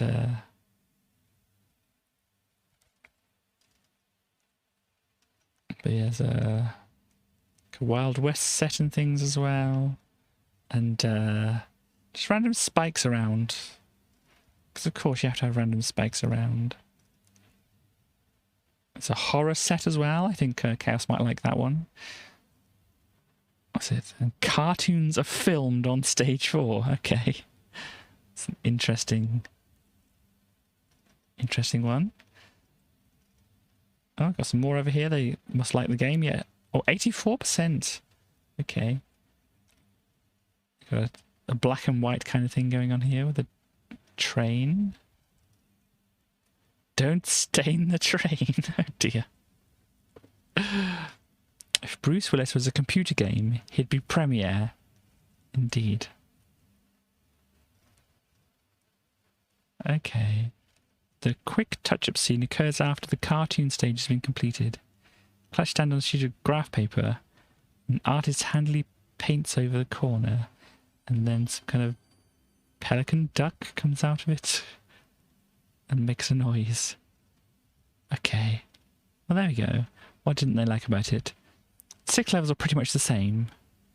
The gameplay's a little too basic. Yeah, that's a problem with some games. They're just like, as I said with Zool, it's like, cool.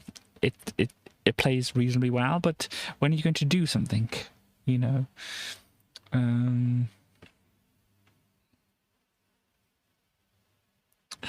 Premiere manages to capture the thrill of movie studio and cartoons in much the same that Roger Rabbit the movie did. Oh, there we go. Sim Earth. Oh gosh, look at this over here. That is a thing, isn't it? And look, they're looking shocked at this, and I would be shocked at this. Look, there's volcanic activity, erosion, continental drift, core heat, core formation, meteor impacts, axial tilt, cloud formation, rainfall, greenhouse effect. Oh gosh, there's a lot going on there. No wonder they looked a bit shocked. All that is happening on me, oh my. And here, thermal tolerance. This animal is called thermal tolerance. This is advanced rate. Hello, advanced rate. Reproduction rate. They've got a bendy arrow, but this is reproduction rate here. This is mutation rate. Okay, and CO2 absorptions must be behind the mountains there or something like that. But yeah, these are all kind of like pretty well drawn. And then this is less to a reference, I feel. Stuff going on here as well. Interesting. Look, it's Triceratops. Hello, Triceratops. Yeah, a bunch of things going on there with Sim Earth. 41. Oh gosh. Simulates the planet's ecosystem very convincingly, and might therefore prove useful as some sort of educational tool, and even if you only have one go, that'll keep you busy for several hours. The trashy presentation would be forgivable if the game wasn't so cripplingly boring to play. Oh dear. It tries to offer too much and ends up offering nothing. What?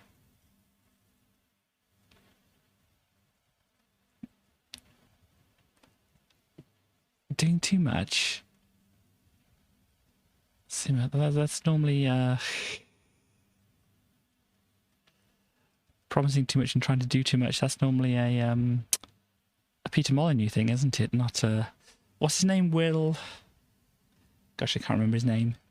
From Maxis, who did this kind of thing. Anyway, fascination. Yeah, I did have a look at the.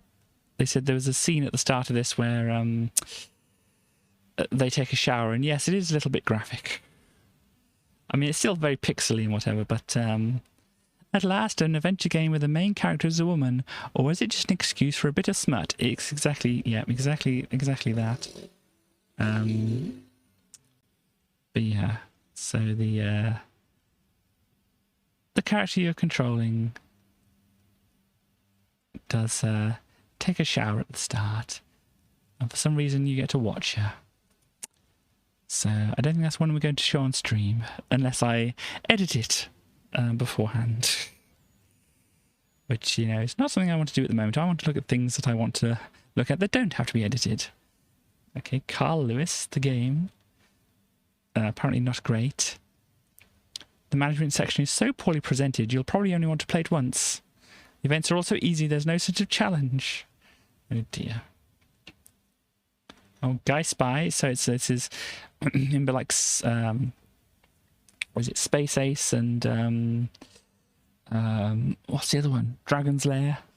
This is another sort of Ready Soft via Entertainment International, trying to do kind of like a Dragon's Lair, Space Ace kind of thing, but just the Amiga. Oh dear, this doesn't hang together as a game.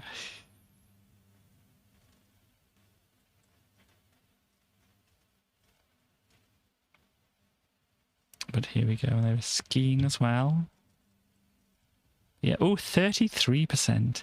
Nice video, shame about the song. Too easy, too difficult, too slow, too clumsy, too dull, too repetitive, too limited, too little. But yeah, a few fun scenes, and overall move in the right direction. The free poster's quite nice, so yeah, they didn't look like they did very well. And Bug Bomber. This is an interesting way. You got like computer keyboard keys laid out here. And it's kind of like a Bomberman kind of thing.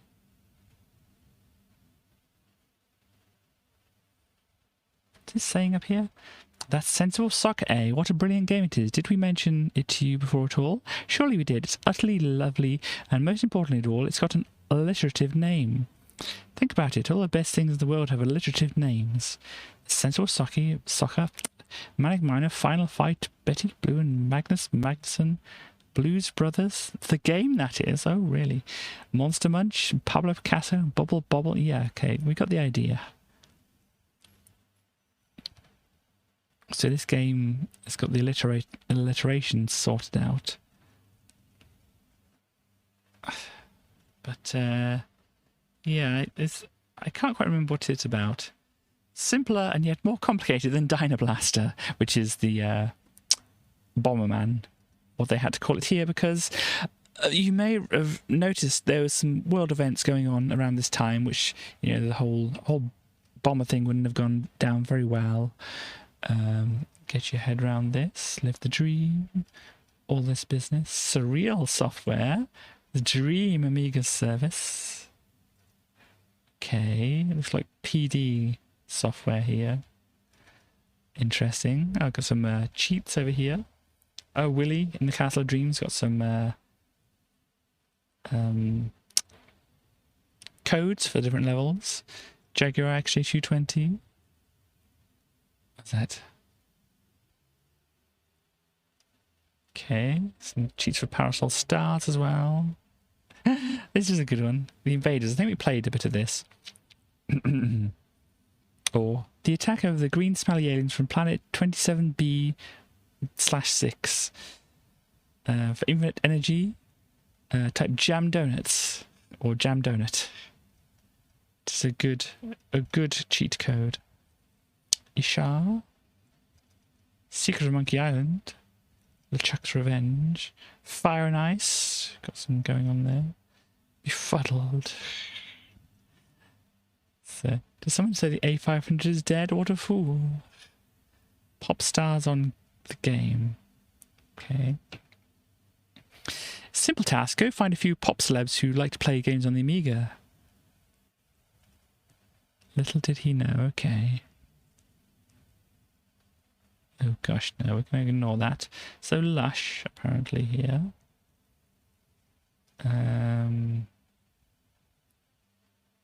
Sure, I know of a song by them, but I can't think of what it is. But they like playing, what's it, Blood Money?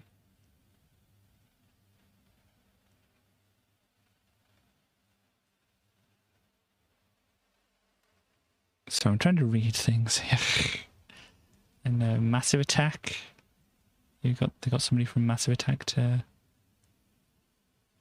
How often do you buy games? Oh dear.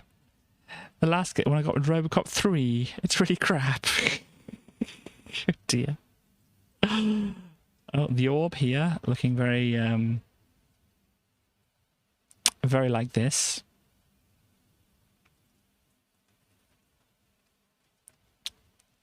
So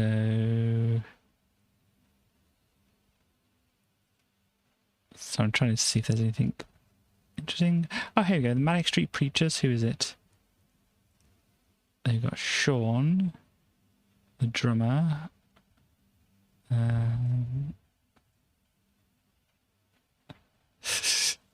Personal all-time favourite games. Sorry, Amiga fans, but it's got to be Sonic the Hedgehog. The graphics are so smooth, each level well balanced and good characterization. Nothing on the Amiga equals it yet. Worst game ever played? The first James Pond, though I thought Robocod was much better. So yeah, this is why Manic Street Preachers are in the issue. Alternate. Indeed. They like Project X apparently. Who's this? Oh, there's nobody down here.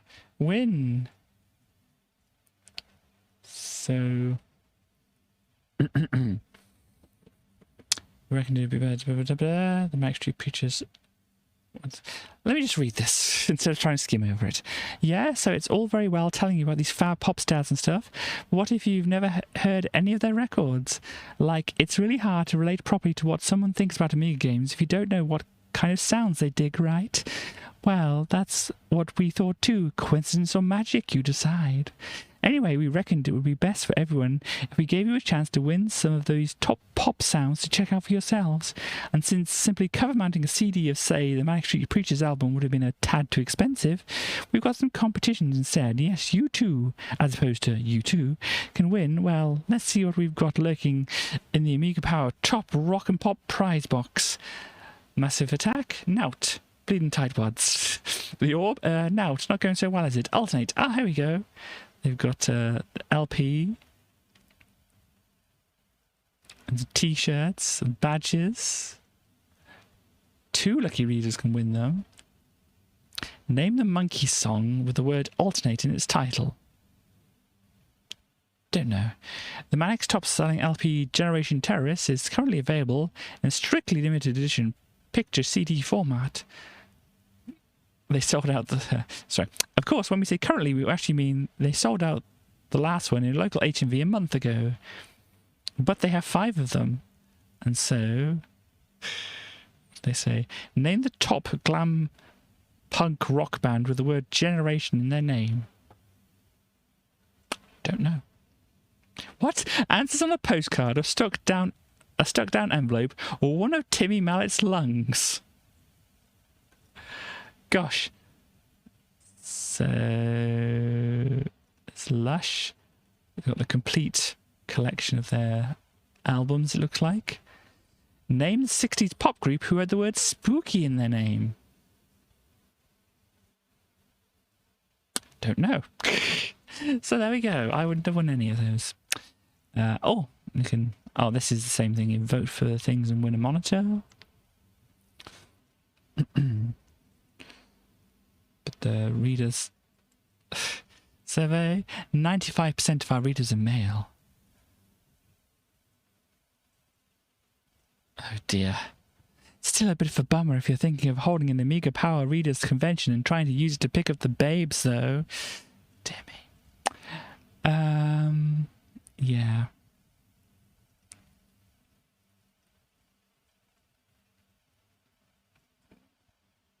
Excuse me. Anything else of interest around here?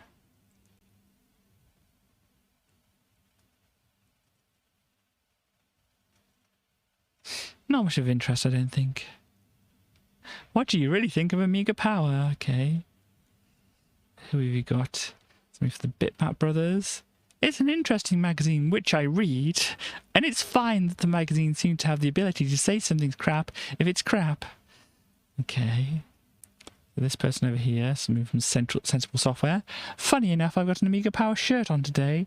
I think it's smashing and great because you've written so many things about us. You're a great bunch of guys. Okay. So Peter Molyneux has to say, in the world of millions of Amiga magazines, it's done really well. Okay. So that's what Peter Molyneux has to say. This is what somebody from Renegade Software has to say.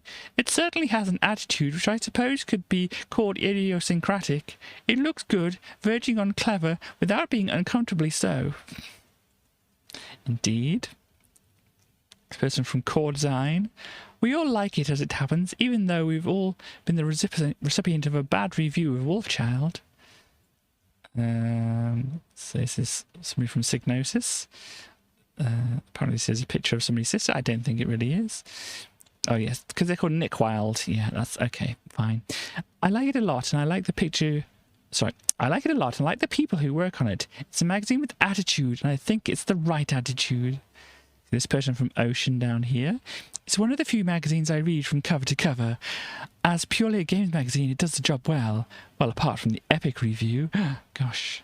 Person who did the Jimmy White's Whirlwind Snooker. It's a very nice magazine. I wasn't too chuffed with the size of the pictures used for my game last year. None of them zoomed in close enough, but yeah, it's fine. Dear. So, something from Domark. It's completely brilliant. I like the look and feel of it. The attitude? Well, people must have their own opinions as long as they are done in a fair way. This is David Braben. This is interesting. Ah, come on. Focus in. I didn't realise that he was doing it for Konami, but anyway. David Braben says, it's okay. I'll admit that I don't read it a great deal. I just flick through it. I do occasionally buy an issue and read it. It's a lot better than, shall we say, some of the slightly trashier ones around. Oh dear, I think that's he's the person with the most honest review there, to be quite honest. What does the Team 17 person say? It's all right. We get a load of magazines thrown to us, so I don't pay much attention to them. Oh dear. So yeah, I think some of them are like, oh yeah, we read every issue. Of people who really obviously don't read every issue. Let's see. Some more games reviews. Cyberblast. It's a Cyberblast here. Look, this is Cyberblast. Whatever the heck is going on here, I don't know. It's kind of a bit like Gauntlet, apparently. It looks a bit like Gauntlet. There we go. This next one, Prophecy, is this? Interesting. It looks like a Goomba.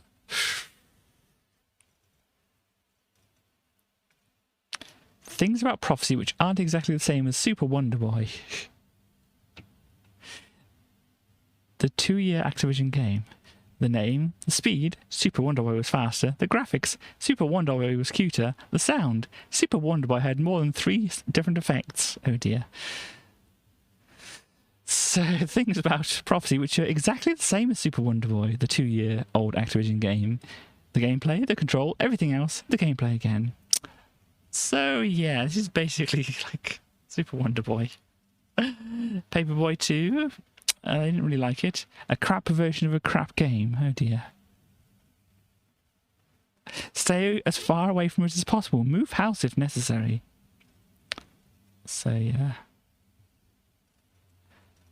There we go. Some football games. Hoy. Hoy is the dinosaur.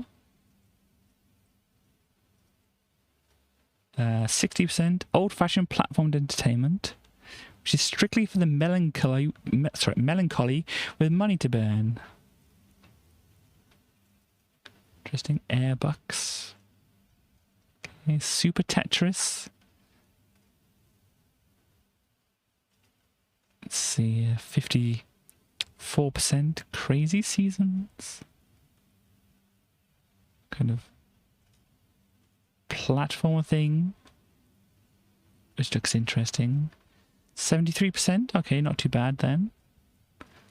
Eric. This is Eric, I guess.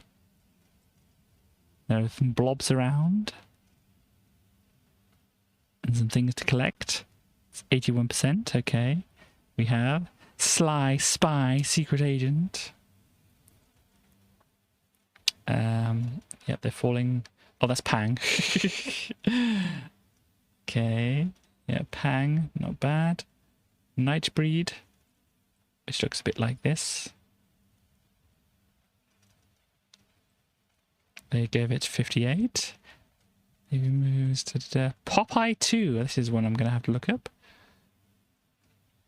So it's a vertical scrolling kind of thing here. Okay. First off, don't panic if you don't remember Popeye 1. There wasn't one. Okay. Secondly, it doesn't matter anyway. If you remember Donkey Kong, you'll know everything you need to know about Popeye 2. So, there you go.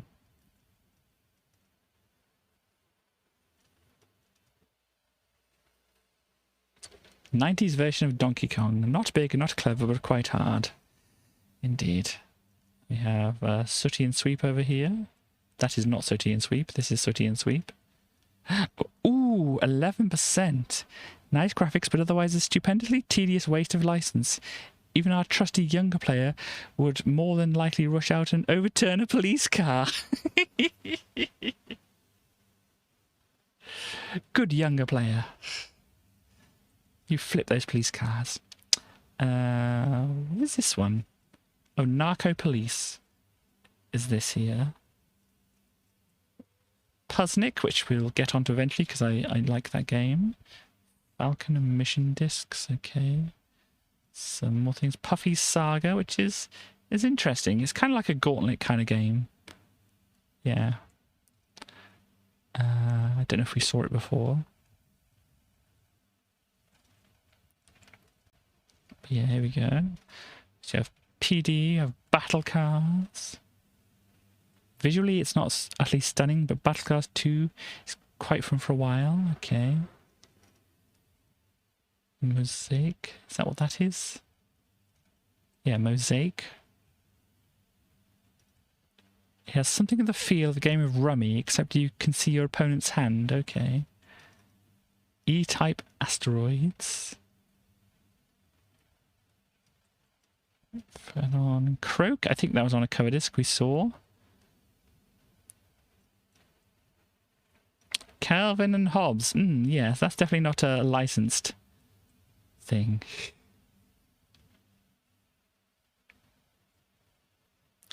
The screens are colourful and attractive, and the sound effects are mightily jolly, as the music, especially the use of a sample from Iggy Pop's "Real Wild Child."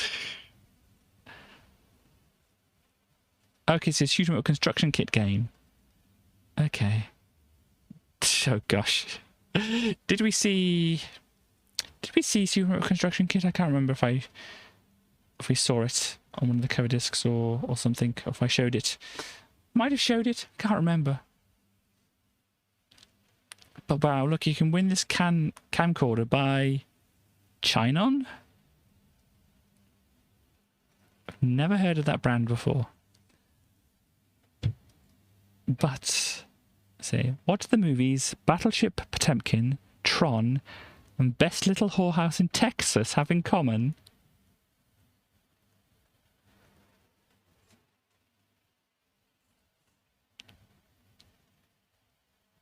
What? Does anybody know the answer to this question? What do the movies Battleship Potemkin, Tron, and Best Little Whorehouse in Texas have in common?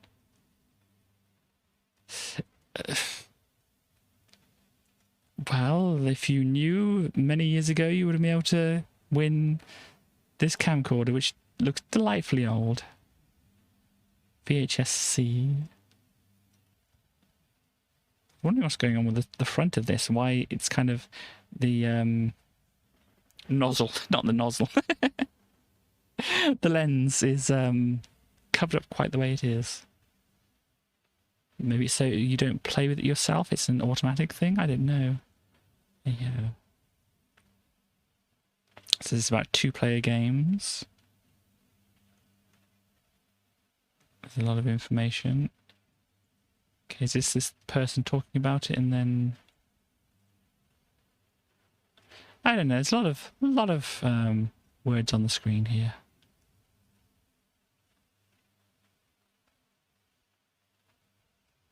Are they just talking about specific games here then? I don't know what they're doing. But there we go. The Amiga Power, completely definitive and authoritative top 10 multiplayer games of all time.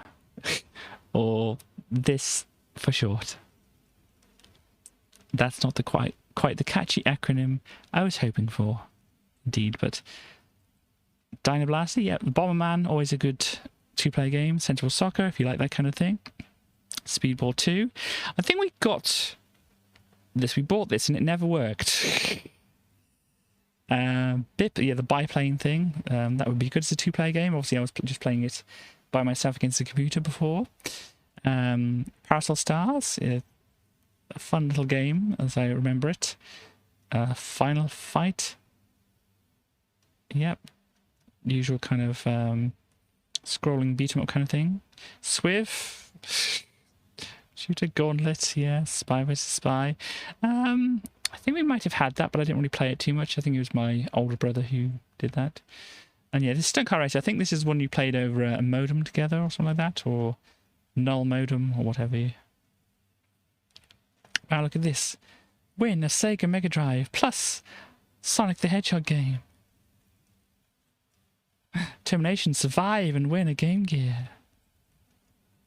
Okay. Anything catching my eye over here?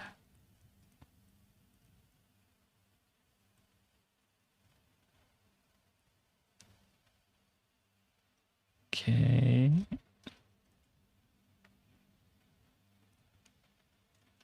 What's this? Pig sick. Dear AP team, I'm writing to you about every single flipping competition I've entered.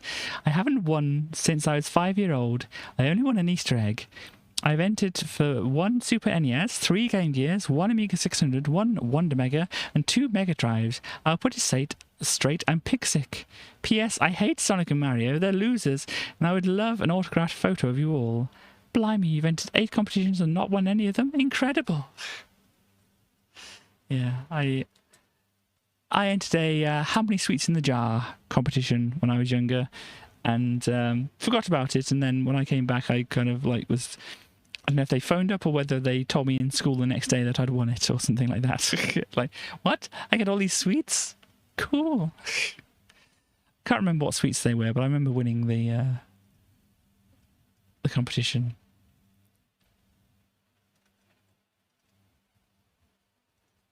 What else is over here? What is this? So my word to people who moan about the price of games is shut up moaning and go join Special Reserve.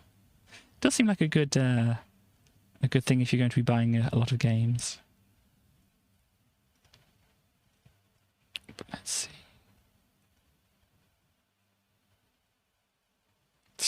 Oh dear.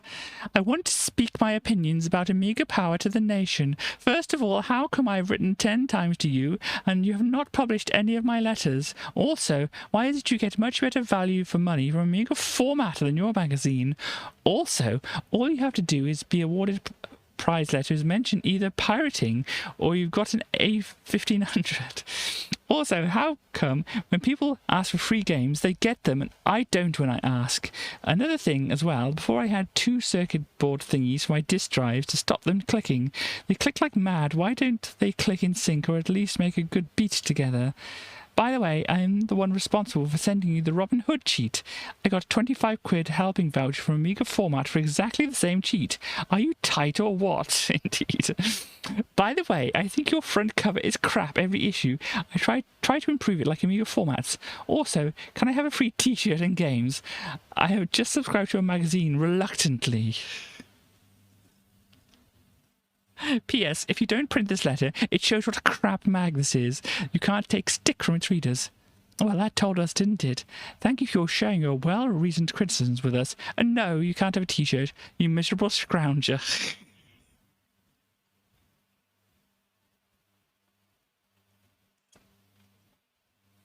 Oh dear. Well, there we go. These are giving their top 10 here, because they don't like Rainbow Islands for whatever reason.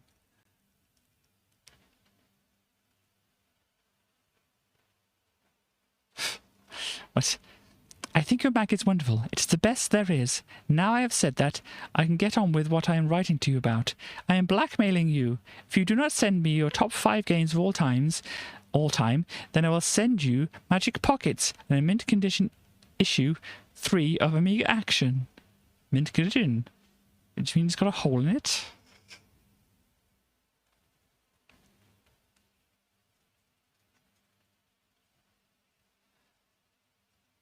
Okay, some people just typing nonsense and stuff.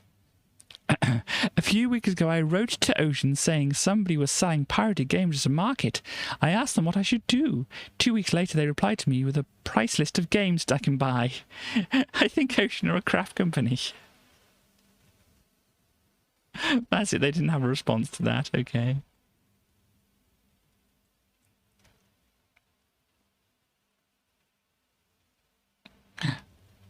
Okay. I am what you probably will be termed as a new reader to AP, as I got my Amiga in January 92, and I tried everything, Sega, Atari, Nintendo, before I settled on my Amiga 500. That's when I started to buy your magazine. I have built my own IBM clone, 386, 2580 megabytes, and I've worked in the computer industry for over 5 years. I'm telling you this to give validation to my complaint, which is the letter you printed in issue 14 from Demos Nicholas about the price of AP. Why on earth, or any other planet you may be on, did you print this letter? What a whinger. Your reply was so polite and non-objective. I thought maybe you were going for an OBE or maybe the Pope's job. You covered the points of overhead and running costs, but missed what I know is a very expensive commodity, and that's information. And your magazine is packed with a wide and good range of this commodity. I simply would not buy it otherwise. So, yeah. If you like my letter enough, here comes on the knees, hands clasped together bit. For it to be a winner, please don't send me a game. Although I like games, I would much more appreciate some back issues of your informative mag, or maybe a subscription. Well, I did say I was a penny pincher. So there you go.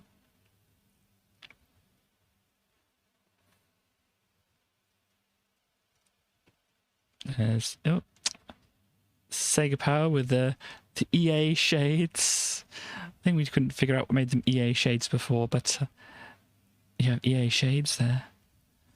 Here's reviews and things like this. Oh, we've gone just a little bit over. It's okay, we're near the end of this magazine here. Legend in the style of MC Escher. Oh, this is a good one. So you can go down, down, down, down, down. You can go down all these. Hang on. Down, down, down, down, down, down, down, down, down. You can go up these. This is... no.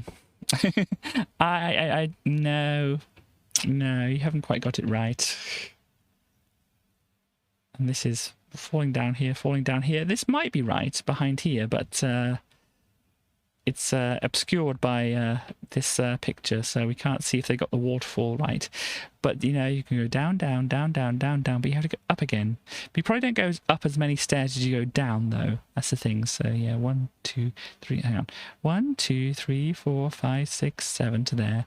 And then 1, 2, 3, 4, 5, 6, 7. Yeah, you go down more than you go up. So I suppose it works in some way, but anyhow. There we go. Next month in this thing here was Troddlers. And what's this? Ultimate Autumn Preview. Yep, there we go. And there's a 17th of September, let's say. The awesome October issue goes on sale 17th of September. So this is what I'm saying. Was it January, February, March, April, May, June, July, August, September, October? Yeah, so the date is later than it actually gets released. And obviously the news and stuff they're working on is fairly earlier than that. And such. So there we go. I hope you all enjoyed today's presentation of some Amiga stuff. I think the... What's it went well. The Atoms game, the puzzle or two-player strategy game thing went well. Maybe there's a different way to do it. I mean, I can't imagine trying to... I mean, it could work with 4 players in the chat as well, but it might get a bit confusing than that. But maybe there's a way to do it or whatever. I don't know. As people have mentioned, it probably might be work over Discord or such like that to arrange that kind of thing, but that is that. Yeah, so Sunday we can look at the Minecraft. I haven't added other people to the server yet. I will try to do that later on today. Yeah, so then we should be starting with the new map on Sunday. And we will be doing a little pirate-themed whatnot. Yeah. Yeah, so it should be fun, I think. So, we can ask our friendly neighborhood dinosaur friend, Tracy. Hello, what do you want to ask me? I don't know. Does anybody want to ask Tracy anything at the moment? If it's about Katie's hair, it looks very nice. But I suppose I preempted the question there, didn't I? Forget I said anything. And I don't know what else. I mean, if people aren't asking me questions, then I don't know what to say. Well, what were you doing whilst I was away? I was being a security guard. Here. Making sure that nobody stole things. And I was a very good security guard because nobody stole things. Very well done, Tracy. I appreciate you being a security guard here. So Sty has a question. What would your pirate name be? Oh, gosh, what kind of names do pirates have? I think they're like fairly literal about their themselves. Like there's this one called Blackbeard because they have a black beard. Oh, that's good. They also like peg leg Pete or something like that because they have a peg leg. Okay, what is a peg leg? It means like that if they lost one of their legs or such like that, they get it replaced by like a wooden peg. That's handy, isn't it? That's very smart. It's a very smart thing. You humans can be very smart at sometimes. Who would have thought making an extra leg? That's smart stuff. That is. Well, whoever invented those way in the past, then they were very smart. They were very smart. Excuse me. So, if you were a pirate, and you had a pirate name, what would it be? Excuse me. It's okay. I can carry on while you're coughing. Can you really? I can try. So it would have to be fairly literal. How about three-horned Tracy? I think that's fairly good. You do indeed have three horns. Yeah. And your name is Tracy. Yeah. I think that fits all the criteria for pirate names, doesn't it? Three-horned Tracy. Yeah. It's a fab name. It's kind of what Triceratops means anyway, isn't it? Tri for three. Sarah, is that it? Oh, Sarah. I don't know. I can't remember, but I think it's something like this, isn't it? Ceratops. It is something about like three-horned or three thingies on your head. I don't know. Anyway, it's something like that. Well, anyhow, but I think it's a very good pirate name. You can go out on the seas. On the sea? Yeah, pirates go on the sea. They go on the sea, do they? I've never been on the sea. It seems a bit scary, really, to me. I mean, because I'm used to being on land. Land tends to stay still. The sea kind of goes woo all over the place. It does do that. It does. But you know, usually if people go on the sea, they go in boats and stuff like that. Do the boats move around? The boats do move around a little bit, yeah. Well, I don't know how I'd be. I don't want to get seasick. Well, you kind of have a slight benefit to humans on a boat. What would that be then? Well, you have four legs, so you could stabilize yourself when the boat was moving around. Okay, so I'd be like, the boat is moving around, but I'm not moving around quite so much as a human would be. Yeah. Also, because you'd be like quite close to the ground as well, your center of gravity would be lower, so you'd be less chance of falling over. That sounds good. I like that. Less chance of falling over is a very good thing. Yeah, and if you didn't climb up on the sides of the boat, you'd have less chance of falling in as well. That sounds good. Don't want to fall in the water. Not when it's in the middle of the ocean. That sounds like a very bad thing to do. Yeah. There are lots of options if you wanted to be a pirate. You don't necessarily even have to go out onto the water to be a pirate. You could be a pirate on land. Really? How do you do that? You just say you're a pirate, I think. Okay, I'm a pirate, everybody. Yar! There you go. So Tracy is now a pirate. Yar! Okay, I think we've got Tracy stuck in a yar loop. Yar! Ahoy, mateys! Yar! Well, there we go. I think got to drink rum and sing shanties. Do you like rum? What's rum? Well, if you had like I like the Malibu stuff. But, oh yeah, I tried that before. It's like coconuts. I like coconuts. Coconuts are good. You may or may not like the rum then. And sing shanties. Can you sing a shanty? I can try to sing a shanty. Okay, go try to sing a shanty for us, Tracy. There once was a dinosaur who sailed on the deep, deep, deep blue ocean, and they went very far. And I can't think of what rhymes. That's okay. So what did you get? Ocean. So you got to ocean, and you can think of a rhyme. Yeah. What rhymes with ocean? Motion? That would be good on a boat as well. Oh yeah, that'd be good. Okay. There once was a dinosaur called Tracy out on the ocean. I can't remember how it went. That's okay. Let's just carry on, start from the beginning again. Okay.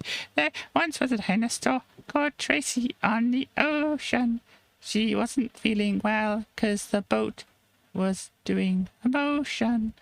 And Tracy wanted to go back to the land. But she couldn't get the people to drive the boat there. Good attempt, Tracy. I'm sure we could like work on it a little bit to make it a better song.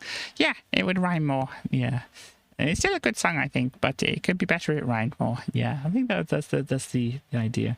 But anyway, there's a nice little shanty from Tracy here. Yeah, three-horn Tracy. Who likes saying what? Yeah. Who likes saying yeah. So do you want to say goodbye to everybody? Yeah. Bye, me hearties. Yeah. There we go. Tracy has gone back over there. Bye, Tracy. So, yeah. Hope you all have had a good day and a good stream and all that kind of thing.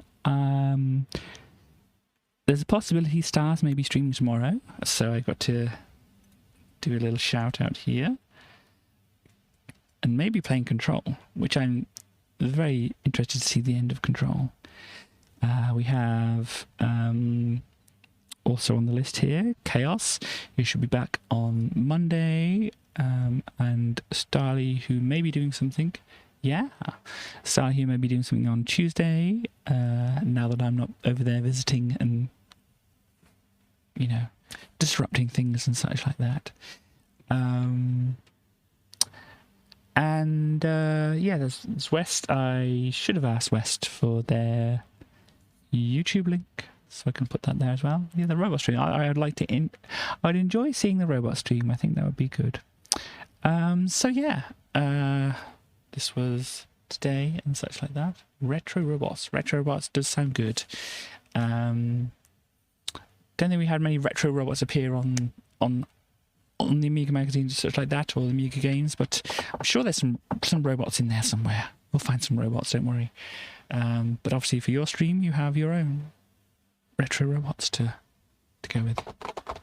But yeah, so anyway, I think I should end things up for today, unless there's anything else I think I should say, which I don't know that there is. So let me get this sorted out. We want that song and do this and that. So thank you everybody for popping by. Oh gosh, no, I've pushed the wrong button. Hang on, wait a minute. No, hang on. Hi, back here again. I got too excited. Jumped the gun a little bit.